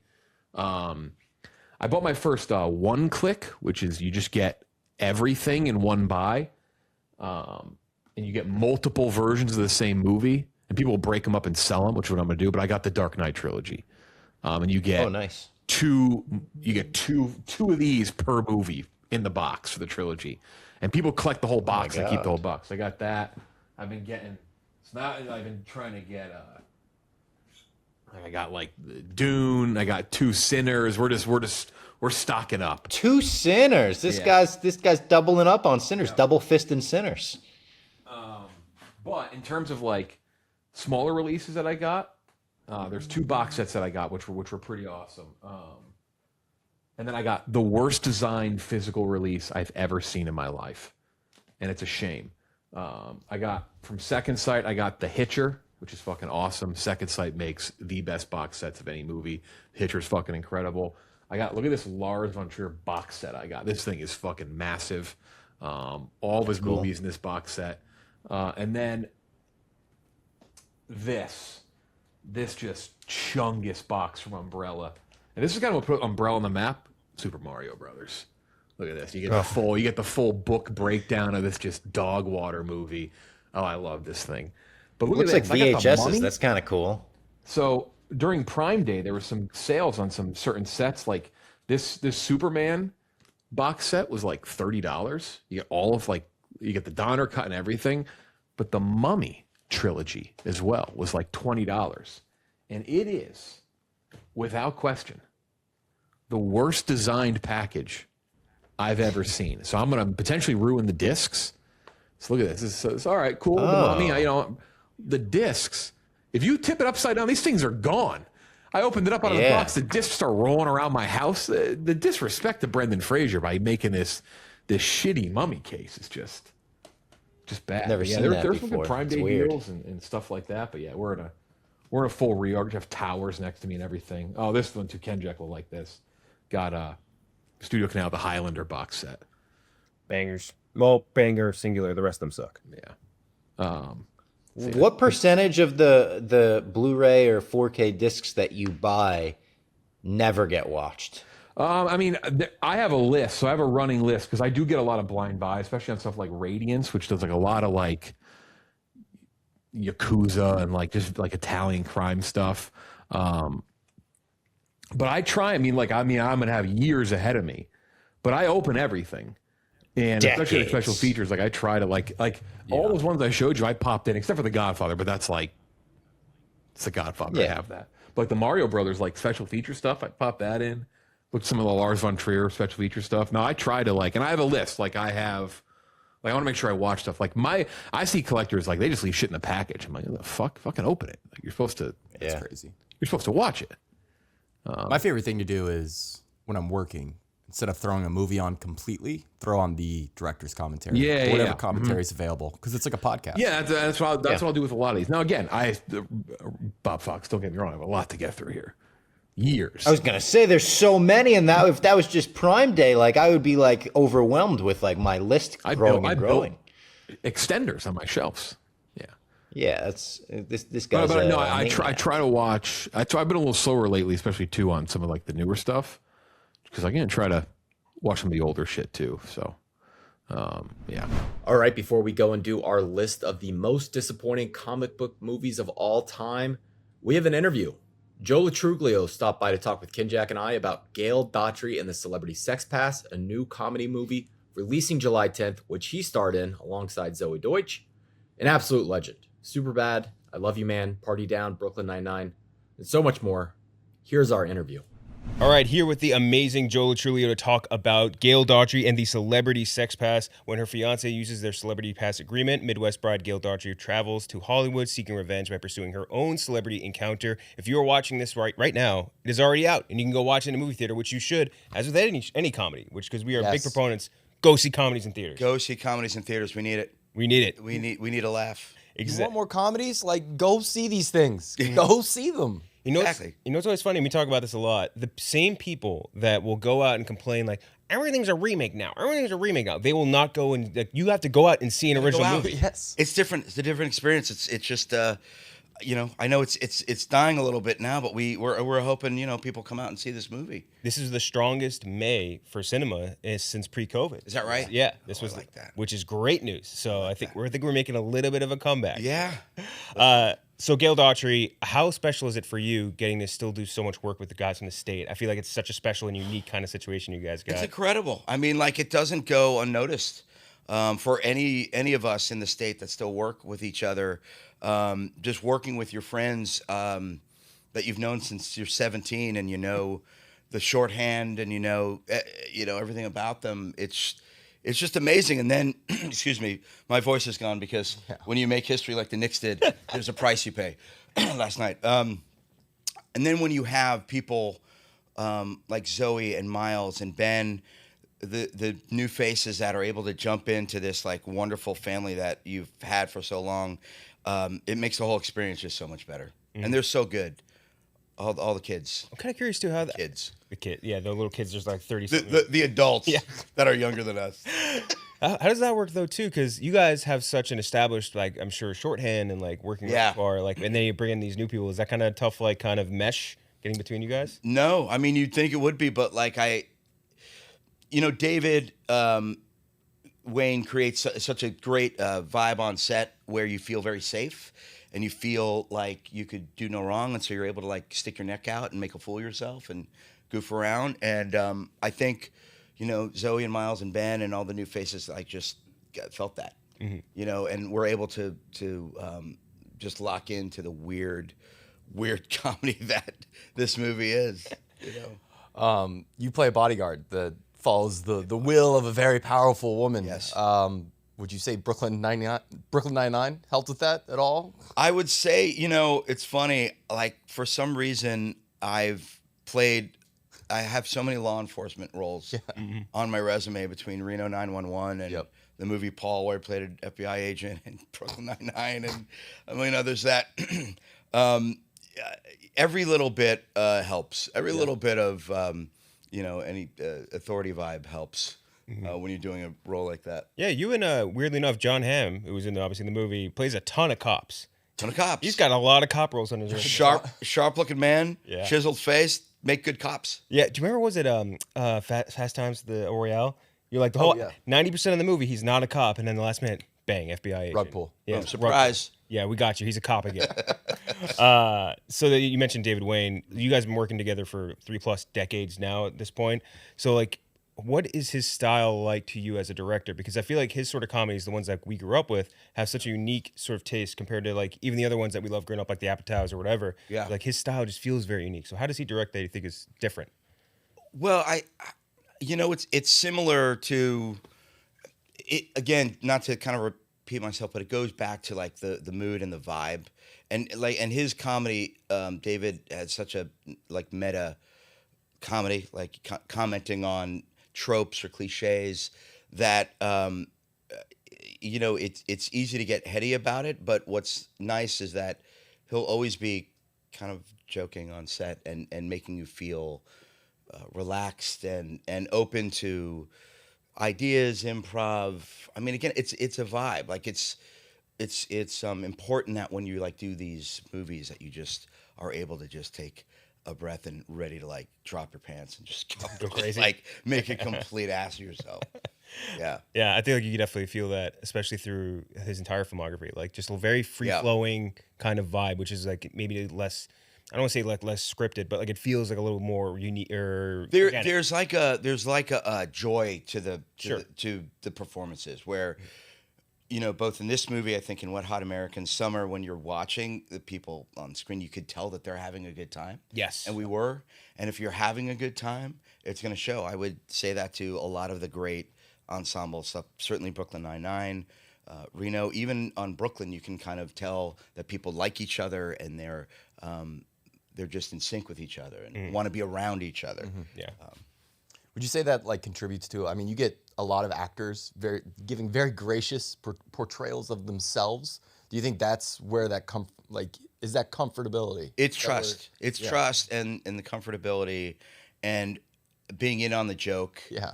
I mean, you need to be able to kind of laugh at yourself. I think not just in this business, but just in life. And if you're not able to have any type of sense of humor about yourself, you're just a dud to be around. Yeah. It's just none of us are perfect. We all get it. You don't have to like impress everyone every second of the day. If you're able to like take the piss out of yourself or friends, you'll be all right. People will like you. That's one of the great things I love about Ham too. Obviously, he's an actor which you get introduced to in Mad Men, and I used to think like that's going to be such a serious guy forever in my life, a serious actor. Yeah, he is so funny. Well, he's super funny, and I've known John for quite a while before Mad Men, and we had some mutual friends, and we would play some poker together. And at the time, I was like, out of work, and he was out of work, right? And so I'm sitting around this table, and you play poker, you're cracking jokes and one-liners, and he's just crushing everybody. And I say to myself, like, if this guy, this Adonis, who's funny as hell, can't get a job, what the hell am I doing? What chance do I got? Thank God Mad Men came along. Otherwise, man. But yeah, it's again, like, I mean, John's a smart guy too. It's really about understanding that don't take yourself too seriously. Otherwise, people are gonna get after you. I do feel like that's a big time sort of staple of you guys in the state. You guys are always willing to kind of have the sort of graciousness in how you guys take yourself not too seriously. And like all Well, that's nice of you to say. When we were younger, we were a bunch of jerks. To be quite honest, because you're at 20, you just think you own the world. But with a little some years and some age and some wisdom, like we've been able to like bring it back. And I think because now we understand how hard it is to I was gonna say hard is to do comedy, but just hard is to do any type of TV show or movie. When you're with people, you want to make sure that you're not wasting their time and that they're having a good time too. Yeah. Yeah. What's kind of different about the process making a comedy now in 2026, or I guess 2025 in this case, versus making comedy when you were coming up in the business? I think when I was coming up, it was a lot easy to kind of do it yourself. The videos that were able to kind of like hook in with people, like and now there's so much pressure on any company that puts out a movie now to make their money, that they're just a little bit more careful, and comedy isn't careful. You just have to kind of go out and take some risks, and that in their defense, it's their money, it's a lot of money, so a lot of people don't want to do that. So I'm glad Sony Picture Classics took a swing. Yeah, that's I do think you notice that sometimes in studio comedy, it's like we want a 4-quadrant joke here. We don't want something that can be considered a cult classic. It's like, and it's just not how it works. I mean, it's very specific stuff. Yeah. Some jokes aren't for everybody, and that's okay. Yeah. I mean, that's okay, because if it's for everyone, no one's going to notice it. Exactly. Yeah. I love that. Yeah. It does, though, I would say, feel like the comedy genre is kind of swinging back around so. right now. Like, I mean, specifically, I hope some studio comedies come Yes. back. It's been a while since, some of the stuff that I did back in the aughts, but like they were putting out a lot of great comedies, and it's just harder. You just don't see it out there now. Hopefully, Gail Daughtry starts a trend. Yeah, and they just announced like 24 Jump Street too. So Yeah. maybe that- Oh, did they? Yeah. They Oh, skipped nice. 23. Skip one. Yeah. They skipped 23 because it's been so long. Yeah, it's good. That's Lord Miller, who I didn't know, by the way, did the first the pilot for Brooklyn Nine-Nine. I didn't know that they were involved in that. Yeah. It's crazy. Those guys are phenomenal. They're So so good. Again, they also create such a cool vibe on set. They're just, they love what they do. Yeah. David loves what he does. I love what I do. And when you have people like that, they're just easier to work with, Lord and Miller are awesome. Yeah, Right. and that's one of the things we love about Gail Daughtry is just like when you watch it, you kind of feel like you mentioned the joy when you feel like a lot of these guys that at least for us grow up watching, seeing them all on set having fun and that like kind of coming across the screen to you, you feel like you're in it. It's like, oh, these guys are like, not to be like lame, but it's like I feel like I'm joking around with my friends here. Yeah. And that I think is a big part of it. Yeah. It's a real thing. It's a real energy, and like, I'm a fan. I'm still a fanboy at heart of comedy, of horror. I'm a big horror fan, but like, and I say that because even in this movie, I got to work with people that I would fan out about when I was 13. Like, I have a scene with Henry Winkler in this movie, and I'm like, I'm working with the Fonz, and he's the sweetest man on earth, and Weird Al, like Weird Al, I didn't have a scene with him in this movie, but I was lucky enough to meet him. I've known him for years now, and I'm 55 years old, and even at this age, I'll be talking to him, and in my head, I'm like, oh my God, I'm talking to Weird Al. It's eat it. I wrote all your lyrics in my spiral notebook to in 3D, and I think those guys too are fans of the work and of what they do, and that's what it's about, man. I like the Winkler thing too. I'm shocked you don't have the tattoo in real life. It's a very nice tattoo. It looks just like him. Yeah. And he's a guy too. Winkler has been just steady work. It's still crushing it. And Barry, oh my hardest man and hardest working man in the industry. The guy does so much. And he's such a proud grandfather, and he loves life, and that's a contagious energy. Yes, very much so. And that's kind of what you need when you make movies like this, and you need to be contagious. Like people will just grab onto it, and I think the new faces that come in and work in this ensemble feel it, you know, and immediately like vibe. Yeah. So again, Gail Daughtry already in theaters right now if you're watching this, but we obviously want to talk to you about other stuff if we can.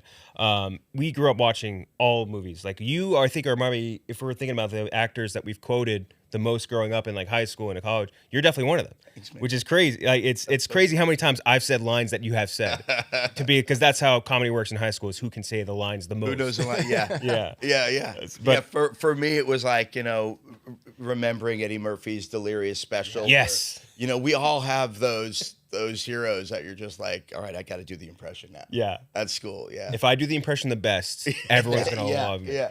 But like Superbad, I Love You Man, Role Models, you had such a great stretch of movies where you came in and you delivered such a consolidated punch, like one of the funniest lines of the movie, and then you're out. And I'm kind of curious how, if it's kind of more fun to kind of have like I don't know how to explain it exactly, but like a low risk, high reward line. Is that very fun as a comedian? It's the best. Being like a support, I love being a supporting actor. I love being a character actor.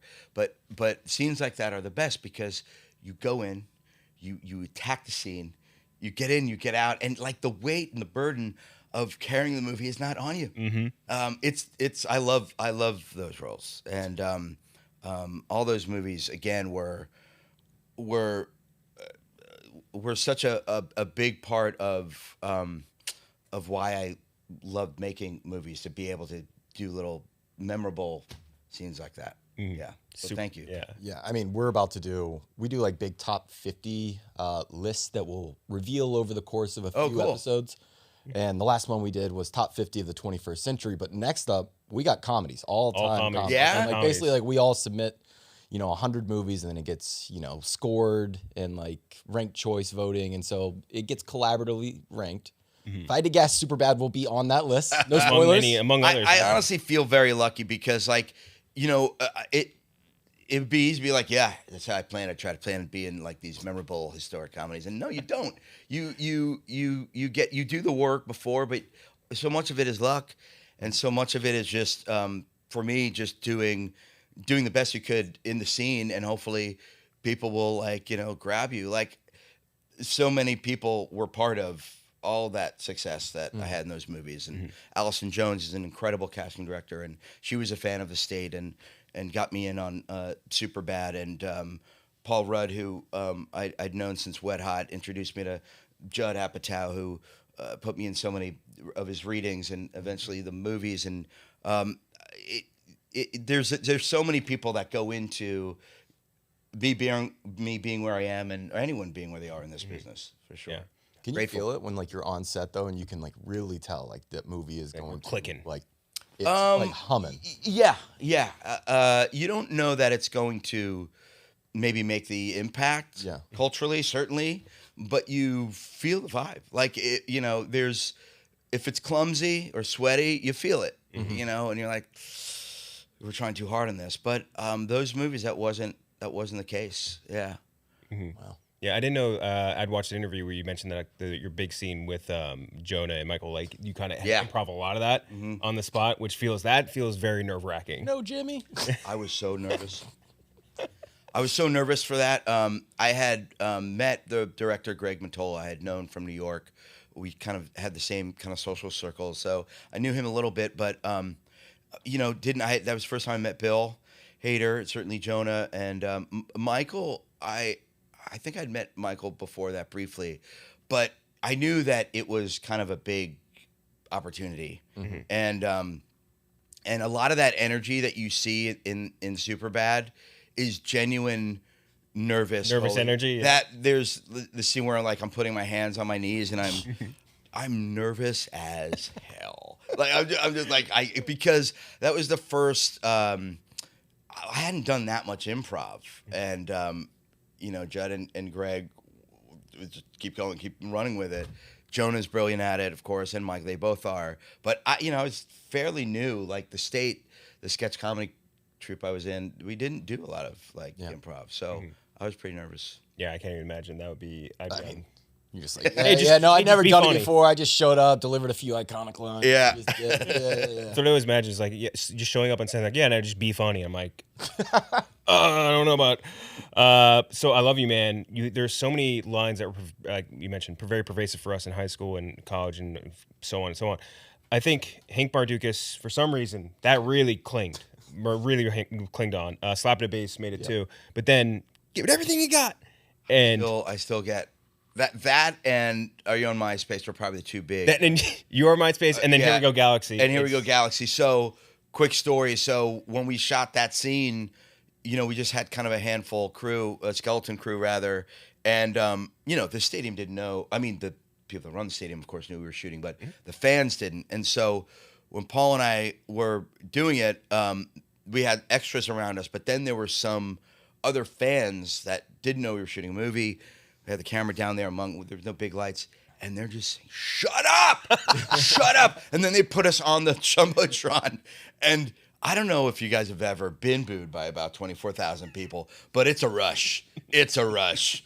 Like get off and I'm a big Galaxy fan. I go to the games, my son and I, and so that kind of began my Galaxy love, and so even now when I go to the stadium, I'll get some Here We Go Galaxy. I didn't know that was during a real game. Like I assumed this game footage was real, but like I thought they just cut away. That was an actual game, and so at some point they needed to get a shot of us on the jumbotron, and when they did, like no one knew who I'm sure they knew who Paul was, but they wanted to see the game, and it just got booed, and we just started cracking up. Oh, that's great. So good. With role models, I think that I love blooper reels. That's one of the funniest blooper reels of all time. Oh my gosh, it's so good. Yeah. How many times did the rub-a-dub-dub take for you guys? We did it for quite a bit. Like, Paul and I, there's a couple friends I have that just love bits, and so much so that like our significant others will be like, all right, enough, please, with the bits, like, please. Paul and I are the type that just will go when we have a bit, and so that like the rub-a-dub-dub was part of that. Like so between takes, I'm just doing the voices and doing all these weird kind of phrases, and so we would be doing that, and then I would get one and not do it off camera, just save it, and so we would just kept trying to kind of top each other. Yeah. Fun. Again, it was like try to make your friend laugh. Yes, which you definitely. I mean, that's all we often try to do. Mm-hmm. Yeah. That whole blooper reel is full of that energy for sure too. Yeah. It's oh my god, that's one. If you're watching this and you've never seen it, go watch it. It'll make you laugh as hard as anything. Yeah, no, it's like a shame that like physical media, and we love physical media, like big physical media heads, but like it's a shame that like that has died down as much as it has because there was nothing like just like getting to the end of a a going to the special features, and then going all into the good stuff. Yeah, it's amazing. It's a lost art. It's a lost art. Yeah. Literally, they got to like add it to streaming service. Like that should be like in the drop down menu. It's a good idea, like a trailer. blooper channel. Like on there's got to be one. Oh, I would watch. I'd gotta be a subscribe to blooper that channel. today. You know what else is great? News bloopers. News bloopers, just general news bloopers are the best. Oh my god, you ever see DD Megadoodoo? Do you remember that one? No. It's so fucked up. Did you ever see DD Megadoodoo? This lady, she's trying to say this woman. will now. It's really sad because like the lady's saying how like a policeman had like died or something, and the policeman's name is like Deidre something, and she's reading it off and she goes, DD Megadoodoo. I'm sorry, and like it's so bad. Oh my god, it's so funny. There's one where this news anchor was talking. It was like a person like an interest piece about this mountain climber, and she's like, and not only did he climb this mountain 3,000 feet, but he's also gay, blind. He's also blind. It just it's the best. And then there was one when David did Wanderlust. at the time, there was a blooper going around. I don't know if you guys remember. It was a woman that was at like a vineyard or a winemaking. Oh. With the running. And she's running, and she's like kind of making, she slips. And she Makes that that noise. And so we did that for the movie. I don't know if it's still in there. It might be, but we did our version of that. Which was very fun. There's another good one too. I remember where there's a woman who had survived like a lightning strike or 2 lightning strikes, and like the guy saying like, survived 2 lightning strike. Let's go. Cut to her interview, and they cut to her in the hospital, and it just glitches. She just goes like, and they're like, yeah. and they cut back to him, and he's just like, I don't think that was right. That's so funny. All right, we got to get on that. We got to get it. We got a news blooper channel or something. Yeah. We want to hit you with some rapid fire questions before we let you go. Okay. The first one being, what was the hardest scene for you to get through without breaking? The soup. In the movie. It could be anything. It could be anything. Wow. Well, I mean, the rub-a-dub-dub and the role model is certainly one. In Gail Daughtry, there's a scene with soup that was pretty fun and to do. Yeah. You have like an ending scene, which I feel like it wouldn't be one that'd be tough on bloopers. That'd be one if I witnessed it happening live. I think it'd be very hard to not laugh. The resolution of my character in this movie, yeah, it's wonderful. Like it's one of my favorite things of the movies that I've done. The conclusions to my character, I think, ever. It's so damn fun. It's one of the most unexpected things I think. Yes, no one. There was a gasp in last night's, a gasp and then a laugh. I thought I like missed something. I was like, what happened? I thought it was like, we don't know spoil. Like I spoiled, I think. Yeah. But yeah. Next, we're talking about the Knicks this morning, but you're also a Mets fan. If you could choose, I somebody gotta go. said, I'm going to the game. Oh, you're going to right okay. from here. Yeah, I mean, oh, perfect, beautiful. Hat. I mean, the thing with the Mets, and as a Mets fan, all Mets fans know the magic is there, and then it's not, and that's the great thing about this team. Mm-hmm. My son is 10. He was born in L.A., and I got him to hang with the Mets last year, or his first game a few years ago. We went to Petco, and we got thumped 13. His first Mets game, and I'm like, oh my God. He's like, I don't like this team, Dad. I'm like, listen, in 3 days, we're playing the Angels. Oh, God. So we go to Anaheim, and he sees Shohei. Shohei's on the team at the time. Yeah. And Alonso pops one out, and he's like, all right, Dad, I'm in on the Mets. So I got him. So Mets, and I think now he's a Knicks fan, too. It's a great lesson to that. Make sure if you bring your kid to the first game, if you're a transplant somewhere else, you gotta bring him to a win. Yeah.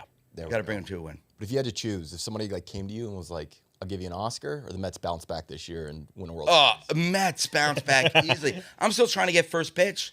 Yeah. I got to get my team to be like, listen, I still haven't done the first pitch at Citi Field. I'm dying to. What the hell? Yeah, me and Frank, we had like Frank the Tank do it. I think we can definitely.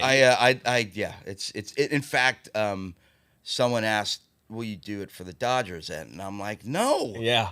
No way. And all due respect, the team is a powerhouse, and I think they are good for baseball. But I can't throw out a pitch for the Dodgers. Yeah, that would be bad. Yeah. That's a bad visual.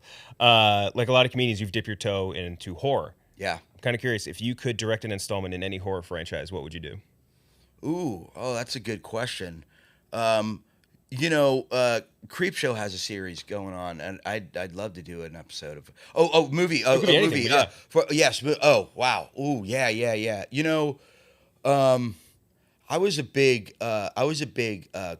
I am a big David Cronenberg fan. Oh, isn't it? And my favorite movie of his is The Brood. It's 1979. And The Brood is not a franchise. But if you're asking me my dream movie, I'd try to make a sequel to The Brood. That's a very eclectic pick. I like that a lot. Yeah, for sure. I feel like we haven't seen a good Cronenberg. Have you seen The Brood?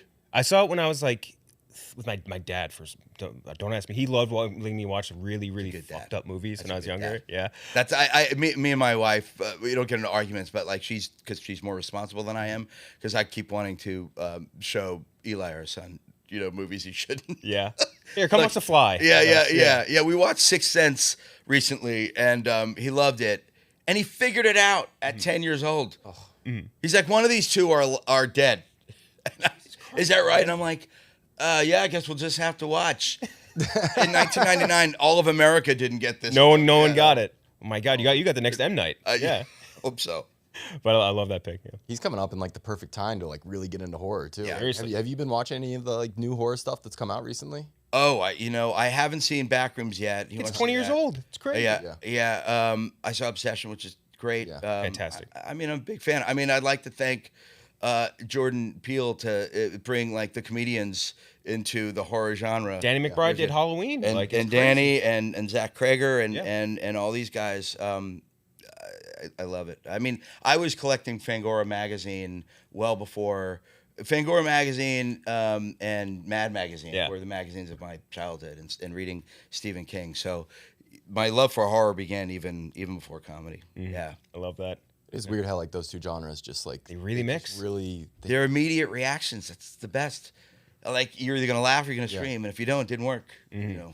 They go so well together.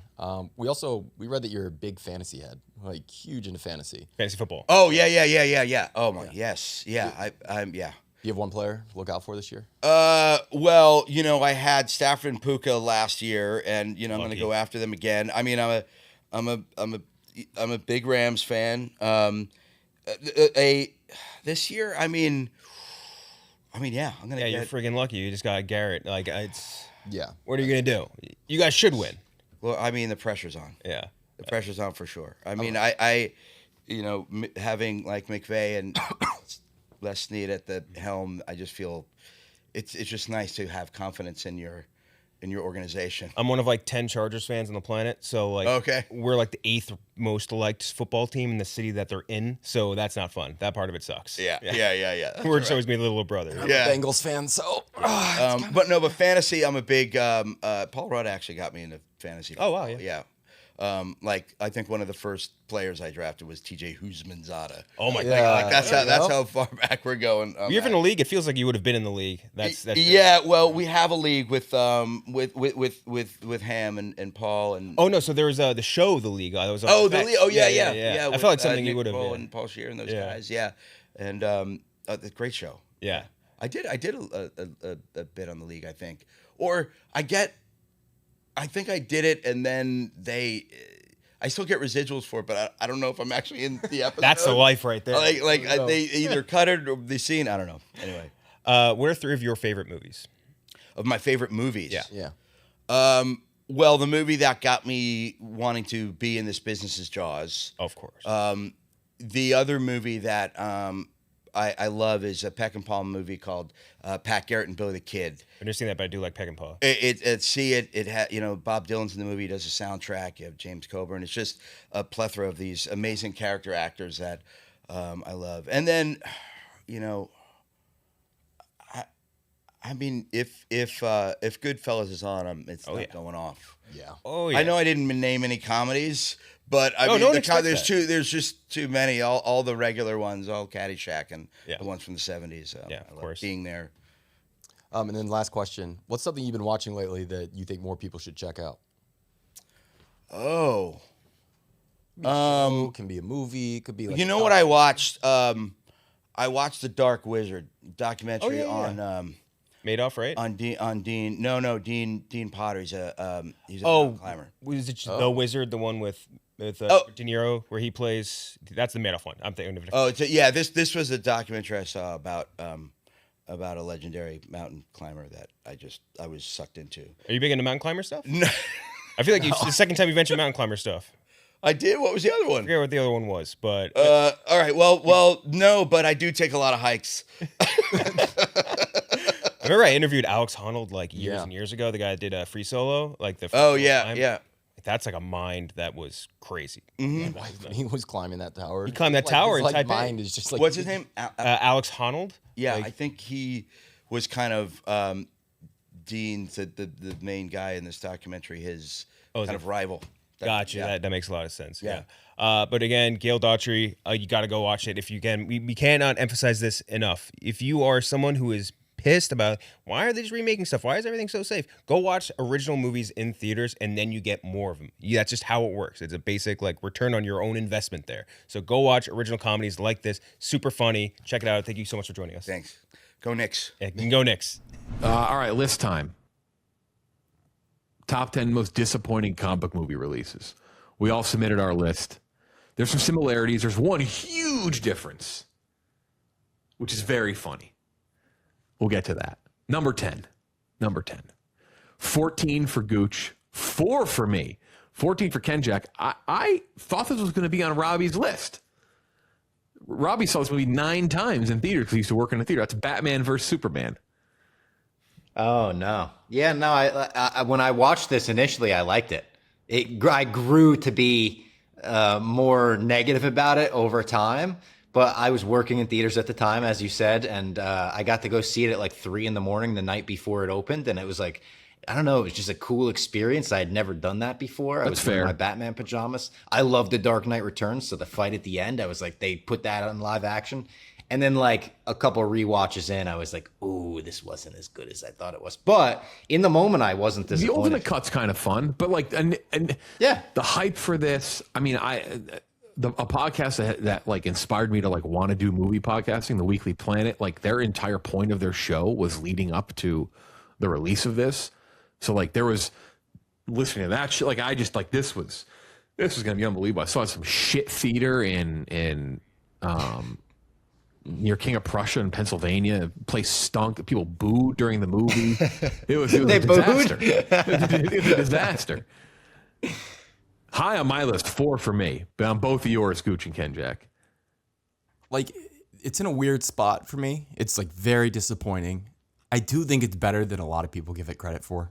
Like, I really do. I think there's some highs in the movie. I think Affleck, it's a shame like what happened, but like I thought he was a really fucking great Batman. Like what they do with the character, questionable, very questionable in this one, but he's got it. He's really got it. And Zack Snyder does have a very strong visual style that works when it really works. Like when it works, it really works, especially in this space. But yeah, it's just like you got Batman, you got Superman, Wonder Woman, you got one of the biggest villains in the DC universe, and you poop this out with that resolution. Terrible. 2 of the biggest villains. They gave him Lex and Doomsday, and they forced the death of Superman into that, which is so strange. Like, if they didn't do that, maybe the movie's even better. But I do agree it has some highlights for me that I still go back to. Bruce running into which is Zack Snyder. At that point, that's a detriment to his career, I think. The fact that he can't put out a movie where his cut isn't better. But yeah, Batman running into the apocalypse in Gotham while Superman's fighting in Metropolis or whatever. That's awesome. Batman fighting all the criminals in the save Superman's mom scene. The Martha scene I also defended when it came out. The Snyder fans are so insufferable. I don't defend that anymore. God, it stinks. It's not good. 9. Robbie has this 3 on his list. I had it at 12. Oh yeah. Gooch and Kenjac don't have it though. I do think you'll hate it. So I wasn't old enough to experience it that it happened, but in the context of what it is one of the biggest stinky things ever released, and that's Teenage Mutant Ninja Turtles 3. Just a big fart. Just a fart. Often confused as being called Turtles in Time, but I believe that was the video game. Don't get the angry. They retconned it though. They retconned it because the movie's so bad. They want people to think Turtles in Time. So now they call it Turtles in Time. It wasn't called that when they put it out. Super Shredder. Like old guys. That's the villain. Like old guys. And think about the concept again. I wasn't old enough, but I think this is one of the first movies as a kid I didn't like, and I loved the first 2. I was like, watch the VHSs constantly. I love The Secret of the Ooze, even, which as an adult is obviously a big step down from the first one. But this is the Teenage Mutant Ninja Turtles travel back in time to become samurais. That sounds awesome. It's the worst, most boring movie you could ever imagine. Yeah, it's I cannot imagine if that had been released in this day and age in social media. Like it is such a pile of shit. It's so misses the mark. Unbelievably bad. It's the perfect example of not understanding your audience or what to do. It's so fucking bad. It killed the franchise. Literally, they were going to do Teenage Mutant Ninja Turtles 4. This was so bad they said, "No, we're done." That's number 9. Number 8, we all have it. 9 for Gooch, 11 for me, 9 for Kenjac, 13 for Robbie. Wonder Woman 84. It's weird because like I liked Wonder Woman 1, but not to like an insane degree. But I was just like, okay, like they can improve on this. It could get better. And they cast Pedro Pascal. I was like, he's starting to rise into fame and like kind of some interesting stuff they could do. And it's just a humongous. Hey, he's like Trump. Yeah, it's just a fucking The first trailer was good in the mall. Remember, like the way it looked. Yeah. You were like, "Oh, this is gonna be sick." the 80s. Yeah. They had, which song was in the trailer? That like They had classic Blue 80s Monday. song? It was a Sebastian Baum remix of Yeah. Blue Monday, and it was Remember, my dad and I watched this on Christmas streaming. I remember my dad. Same, and I remember yeah. being excited for that too. Like it was like the first like big like COVID era. this is a huge movie they're putting out on streaming. Like this is crazy. Yeah, I watched it on Christmas too. It ruined my Christmas. We didn't say. I'll never forget. We did not say a single word the entire movie. Not that like we're not like chopping it up, but like not even like like nothing. No reaction. No like nothing. And I remember at the end, we were just like, "That was fucking terrible." The fuck You was could tell that? from the jump too when she's saving the kids in that. Like it's like almost like a desert looking place. There's the car sequence. It's such a bad. She's so bad in it. She is awful in that. A little surprised movie. looking higher on Kenjac. No one is a bigger Gal Gadot hater than Kenjac. There's not a. And I was on that beat before it was popular. I was on that beat for a long time. Yeah, you saw the. It's video. like not as high on my list because like I was excited for it, but I wasn't that excited for it. You know what I mean? It's like an interesting when you do most disappointing. It's not like just the worst or whatever. It's like an interesting list to put together. No, I had hopes for that one. I really did, and Yeah. boy, oh boy, the one wish isn't that how it ends? She has to unite the Yeah. world to agree on a single wish in like a 30-second speech, which is insane. Fucking Christmas. It is like a basically- Christmas movie ending. She's also like, I mean, raping this man like throughout the movie, like the guy that she like tricks into like sleeping with her, Yeah. like mind control, crazy. That was also weird that they brought him back after it was Yeah. like it was a good let's do away with Chris Pine in the first one. Yeah. Oh, brother. Damn. Anyway, so that's that. It's number 84. Number 7. Gooch has it 3. I have it 15. Kenjac has it 7. Robbie has never seen it, and that is the Miles Teller Fantastic Four, aka Fan Four Stick. Yeah. Which, when the trailers came out, there was a little like, okay, different vibe, kind of cool, darker. This could be interesting, and I mean, it was one of the worst movies ever released. Good crew, like cast wise, like really talented actors. Matthew Vaughn, like we liked from previous movies too. It's like, hey, maybe, and he just had done like Kingsman. Like, it's like maybe this could be something really, really cool. Or was it before? It was there. It was right after Kingsman, I think. I don't know if Huge it might be involvement in something. the X-Men franchise too, where he did Yeah. very well. Exactly, and it's like, so maybe he's got something here, and man, it stunk so bad. It's really, really bad. Yeah, just one of those. I remember situations where hearing you- from everyone being like it's the worst thing ever, so I stayed away. Yeah, no, you really don't have to see it. It's that bad. Yeah, They're there's no way. And now it's been revived because it's been memed to death because like I've seen all the memes. Yeah, I've seen the that. scenes and memes. You oh say the that different again. hair from Kate Mara. Oh Yeah, but the ending, the the reshoot ending wig. is all time. Honestly, it gave us that ending, and that's all that matters. Yeah. That's gonna be so funny, like 20 years, 30 years from now, especially if Miles Teller gets like back on the like Oscar track, which he started out in and has just kind of wavered away from. But like 20 years from now, you're gonna be like, they had a movie with Michael B. Jordan and Miles Teller and Jamie Bell, who is like a nice play. He's been a really great actor for decades now. And you'd be like, Fantastic. "In that, it's one of the worst comic book movies of all time." Yeah. Crazy. Say that again. The director's like, please don't see this. He came out like when the movie was out, like I do not want people to see this.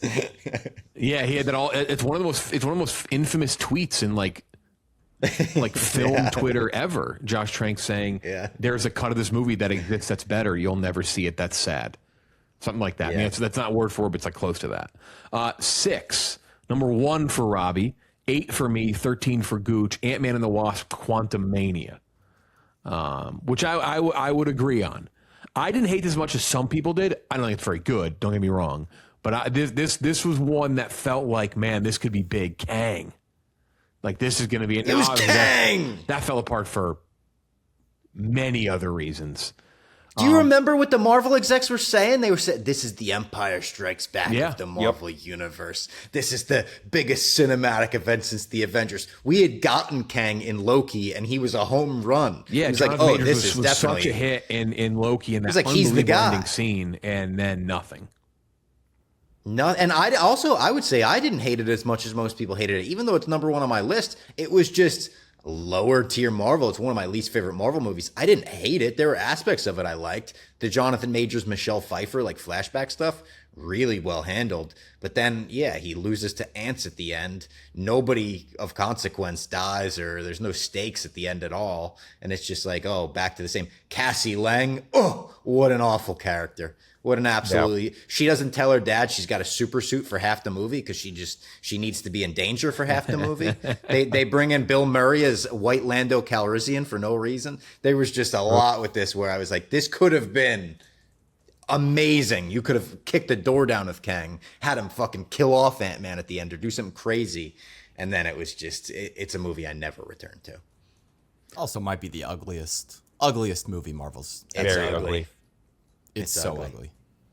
Yeah, I think MODOK is like kind of purposely ugly. I know he could have looked better. That's the one aspect of the movie where I'm like, people give MODOK shit all the time. And I'm like, I don't know. Isn't he supposed to look kind of ugly and goofy?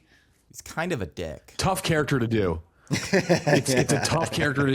That's a good example. I know Gooch always says it. Sometimes some things work better when they're not live action. I think MODOK is a tough character to do live action. You know what's a great example of where Marvel did something really smart of a major change with their characters is what the fuck's the character's name? That's gonna drive me nuts. I'll remember it in a second. Letting Hugh Jackman be tall as Wolverine? True. Yeah, I guess that's. Do you want short Wolverine in the next one? I think that would look bad. probably. Just to make That him kind look of different. short though, like the comic book accurate short, like a little 5'2" manlet. I don't think that. Maybe not 5'2", but like maybe shorter 5'6", than the rest. 5'7". Shorter than Cyclops. The Armin Zola character played by Toby Jones in Captain America, because he's like a TV screen face, and when they make him in Winter Soldier, that's a good change. That's an example That of like scene rocks. sometimes you do have to bend a little because it just doesn't work in live action. Number 5, big difference. We all had this movie, but one person had someone else's version of it. And that's Justice League from Joss Whedon. Gooch is 2, my 3, Kenjac 6. Bob Fox had Zack Snyder's at 5. I like the Zack Snyder. I was told over and over again for years how much better this cut was. The cut was barely different. It was just 10 times as long because everything was in slow motion the whole time. And well, it did have the greatest moment in movie history as voted on by the Oscars voters or whatever. True. But my God, I was told for years, just wait till you get the Snyder cut. It's like basically the same movie. I think it's a big step up. A big Yeah, I step like up it a from the lot more. Justice It's League. close, man. It's Whedon's close, is man. so I watched the bad. Whedon one and I was like, it's fine, whatever. And I watched the Snyder one. I was like, that's the movie we're campaigning for. Not we, but everyone was campaigning for years. That was the movie. Now, Robbie, I will say I did come close to put lower on my list, but did come close to putting Zack Snyder's version on here too, because I am with you. That's It fair. was sold as like one of the great That's fair. achievements in comic book movie filmmaking, and it was just good. Fucking Martian Way too Manhunter, long. bro. 4 hours long. It's 4 hours long. Like, So what the long. fuck are we talking about? Yeah. But the Joss Whedon one was, and there were some things that I was excited about, and there were some things that should have worked, but man, I was like, oh fuck. It's got like one good scene in it, I think. I think when the Justice League fights Superman, it's kind of Good trailer too. They have the Come Together remix. yeah. The Beatles Come Together. They Garrett are Clark Jr.? cover. Yeah. That's good shit. But now the movie was That not. was good shit. Even the poster was good. The Jeff Ross inspired poster that said "Unite the Seven." And Yep. It was like the fucking Justice League on it. That was sick. Another meme movie though. It's brought us great memes. Kal-El No is great. Yeah. That's an all timer. Gal Gadot, some of the worst acting imaginable. I like that they bring back the Batman and Superman themes. I've always liked that. I like the Hans Zimmer score, but I like the classics. Like it just works. Same. Yeah. Number 4, 1 for Gooch, 7 for me, 3 for Kenjac. The Flash. Yeah. Oh, You want yeah, to talk I about a kinda like movie The Flash. with a hype machine behind it. Oh, yeah. Good fucking Lord. Here, It was like there was a memo in Hollywood. It's like when you tell me it's transcendent. Not just the studio, though, Jeff. It wasn't just Warner Brothers. There were fucking studio heads at other studios, actors who don't work with Warner Brothers, like Tom Cruise is not a Warner Brothers guy. Was not at this point. Like out here saying one of the great blockbuster movie achievements. It was of, the like, worst this thing that happened in century. that movie. It was him saying that was the worst thing that could have ever possibly happened in that movie because it set expectations in another planet. Yeah. James Gunn, too. James Gunn called it one of the greatest movies ever made. He said one of the greatest movies ever made. What are you talking about? Yeah. So when we're talking disappointments, like the fall off, the drop off between what was on screen and like I can never forget because it happens within the first like 5 minutes. The fucking CGI babies. It's within 5 minutes. You know this movie's gonna suck. You know Well, it's talk like about- it's a problem. With Quantumania, you want to talk about the ugliest movies? Like this is the ugliest. And the reasoning saying that he's moving so fast it looks glossier It and looks like rubbery. that's fuck you.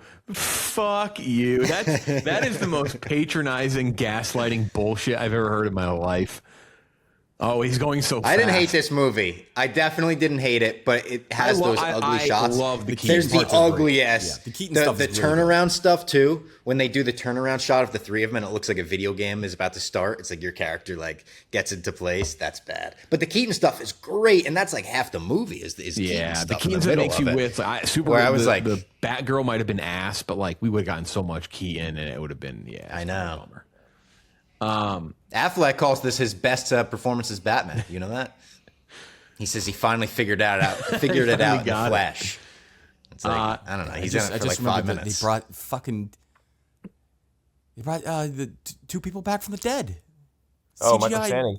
Yes. Yeah, they did. They brought back Christopher Reeve. They brought back dead people. They gave us Nick Cage fighting the They spider. filmed him for real, but then they did it all CGI.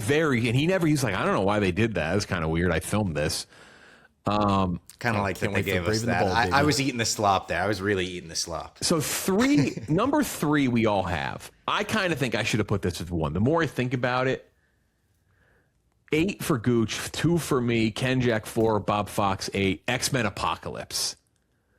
I actually, when we're done with this, okay, now one is up there for reason, but man, this one, this one I feel like maybe should be higher. I like this. You had First Class, fantastic X-Men movie. The follow-up, unbelievable. Days of Future Past, amazing. You get this, Oscar Isaac kind of on the come up. Oh wow, like Apocalypse, this is gonna be fucking crazy. This movie sucks so much ass. It's unbelievable. Yeah. So bad. A couple of good scenes. Like I think the scene where like Magneto learns how to like dirt bend is sneaky kind of cool. But like the other Awesome. scenes, In the woods with his the wood daughter, scene- right? Yeah, like all the stuff with Fassbender, I think for the most part works, but everything else, like the Jean Grey, God, she sucks in this movie. She's so bad. Like there's Really bad. not just her. Like so much of this movie is Jennifer bad. Lawrence is phoning it in like crazy in this. Big time. I mean, just the villain itself is one of the worst, like, villains in these kind of movies I've ever seen. Yeah. Just terrible. A great actor too, which is it's just And he talks fantastic. about hating the experience. He said he signed up because he was like, he looked at the cast and was like, oh, I get to be in a movie with Fassbender and Jennifer Lawrence and all. And he's like, I was never on screen with them. I was in a tent 24/7 under fans, just cooling him because the suit was so uncomfortable. And he's like, people would be like, oh, what's up, Oscar? And by the time he turned around, they were just gone. He's like, I saw nobody on that set. Fucking terrible. And there's that terrible one movie. decent, there's like a decent Wolverine scene in this movie, but it kind of like breaks the lore of X-Men, I'm pretty sure. Oh, they like, catch him in the thing. Yeah. I think the right. continuity's all thrown off by that as well, even though they give him like the cool comic visual or whatever. It just feels like he's forced into that in a way where they were like, this sucks, just put a cool Wolverine scene in it or something. You have the Quicksilver scene. That's a good scene. I like that Yeah. scene, but it's just Those are all- like a remake of the Days of Future Past one. Yeah. Yeah. Oh. Number 2. They tried to James Gunnify this movie. They did it with the trailer. Suicide Squad 2016. 4 for Gooch, 9 for me, 2 for Kenjac, 4 for Bob Fox. Trailer was cool. Awesome. I would say all time. Yeah. Like such a good trailer. And at the time was like, oh my God, this is going to be incredible. One of You know that what's the voice on it's the TikTok sound, like let him cook. Let him cook. The exact opposite of that is whoever picked the soundtrack for Suicide Squad. I mean, have you ever seen if take your friend with the worst taste in music ever and put him on the aux? That's this. Hold on, there's one great song on there. Purple Lamborghini, purple Lamborghini. Every needle drop, which by the way, there's like 90 in the first 20 minutes. So many. They get worse. You're like, terrible choice. Well, let's go. Keep cooking. Oh, even worse choice. You're like, what the fuck? Every cliche possible. The CGI mess it turns into at the end is indefensible with the Enchantress monster, like awful. And I think it has like a decent first act, I would say. Like the setup to it's kind of interesting. The cast is really good. I liked Will Smith as Deadshot. I liked his dynamic with Margot Robbie as Harley. I like the little Deadshot backstory, even though it doesn't really make sense for Batman to show up in that context and be like, I'm taking you away from your kids. Whatever, I could excuse that. The Ben Affleck Batman makes weird choices. Jared Leto's Joker, god awful. It was our first taste of that. And it was like, yep, didn't think I liked him when I saw the damage tattoo, and I definitely still don't. It has maybe the worst usage of Fortunate Son in a movie ever. Like the most out of place, like what the fuck? Yeah, what are you? What are we? Some sort of Suicide Squad? And then Academy Award winning. Academy Award winning. True, movie, it did by win the way. an Academy Award. But Yeah, then honestly, the it irony has that of this, one awesome shot. You guys remember the one awesome shot in Suicide Squad? You know what I'm talking about when I say that? When Involving Harley Quinn Enchantress. Okay. Well, no, not that one. That one's an awesome shot too. No, The one with the what? hand. Remember when the hand overtakes her and it goes like that at the boardroom? And it's like, oh shit, that shot rocks. And then they don't cook for the rest of the movie. They have this is such a bad movie. And then obviously like they changed the trailer, they changed the movie. It was a big response to Guardians of the Galaxy as well. Because Guardians of the Galaxy was so good. I think Deadpool was out before this. Am I right on that? I think so. Deadpool was a March movie. This was more towards the summer, I think. Yeah, maybe. Anyway, it was they definitely wanted the Guardians of the Galaxy-ify it, and then obviously James Gunn takes Suicide Squad and makes a fucking awesome movie years later, and like takes some of Really the good. characters, and like he's like, yeah, That's I'm the gonna prove weirdest that- half canon movie. Yeah, we'll make it. It's his regular Suicide Squad is fucking awesome, and then number one, not on Robbie's list, but it's one for me. It's one for Kenjac, five for you. That's Thor: Love and Thunder. Which I will say, I do not hate as much as some people do. I don't like it. But for me, and I think I should have had Apocalypse 1, but the come down from Ragnarok was so heavy. Yeah, very, very harsh. Because like I think at least for us, because like we didn't, neither me nor you, in the time when Ragnarok came out, like neither of us, I think, were really Thor fans. Like I didn't love the first Thor. I really didn't like the second Thor, and like he really just was kind of You like finally kind of found it in Avengers where you're like, oh, that's something to build off of. Yeah, he's got like a little bit, but he's also like not the main character. And so I'm like, I don't really like Thor. I don't know that I need a third Thor movie. Blah blah blah. And then the movie was just amazing, colorful, vibrant, cool world, hysterical. I think like Hemsworth gets to actually be a character. Also, so does Loki. Middleton? Tom Hiddleston? Yeah, Tom Hiddleston. Yeah, Tom Hiddleston. And then like Tom Middleton. great small role, like Ruffalo. I think Hulk gets to be fun in this. Even like the smaller tiny bit roles, like Goldblum's great. All this, like I think the worst part about anything you can say about it is Kate Blanchett is like one of the best actors ever. She's kind of like a duddy villain a little bit. Oh, Even no then, way. Comparatively, I think she's good. Hella, I think she's really good. Yeah. I never cared for her too much. But I mean, you could say way better than a lot of the dog shit in the So MCU. But like when I see Kate Blanchett's cast on a movie, I'm expecting like way better than that. So other than that, I mean, it's just great. It's a great ass movie. So yeah, and then It's also like, and it's so weird now because so many kids are online and they're like 16 and they just don't remember. Taika Waititi was a good filmmaker. He's very good. He was on a run for about a decade where he was making really great, unique. He had a really great, unique voice in terms of comedy, in terms of emotion, and this felt set up for him. Like it really had all the pieces on the table. I don't know what the fuck happened. stop giving Christian a fuck. Bale is in this movie as the villain. I kind of like this movie, if I'm being honest. It's flawed. It's a big step down from Ragnarok, and the tone is definitely all over the place. Gore deserved a more serious tone. They went way comedic with it. I still kind of like it. I like the black and white planet scenes. I do like the gore that we got. I like the scenes with Stormbreaker, where Stormbreaker's like and Mjolnir, it's like the jealous ex-girlfriend thing. I think Jane Foster's good, but it's too rushed with the Jane Foster cancer stuff, where that doesn't match with the tone, obviously. But because there is I think Guns N' Roses stuff, I me. think works. Like, there's definitely like I didn't leave this being crazy disappointed. I left this being like, all right, that wasn't as good as Ragnarok, but I'll take it. Like, I thought some of the comedy in it was funny. I thought Zeus was kind of funny in it. Hercules will never get the Roy Kent Hercules.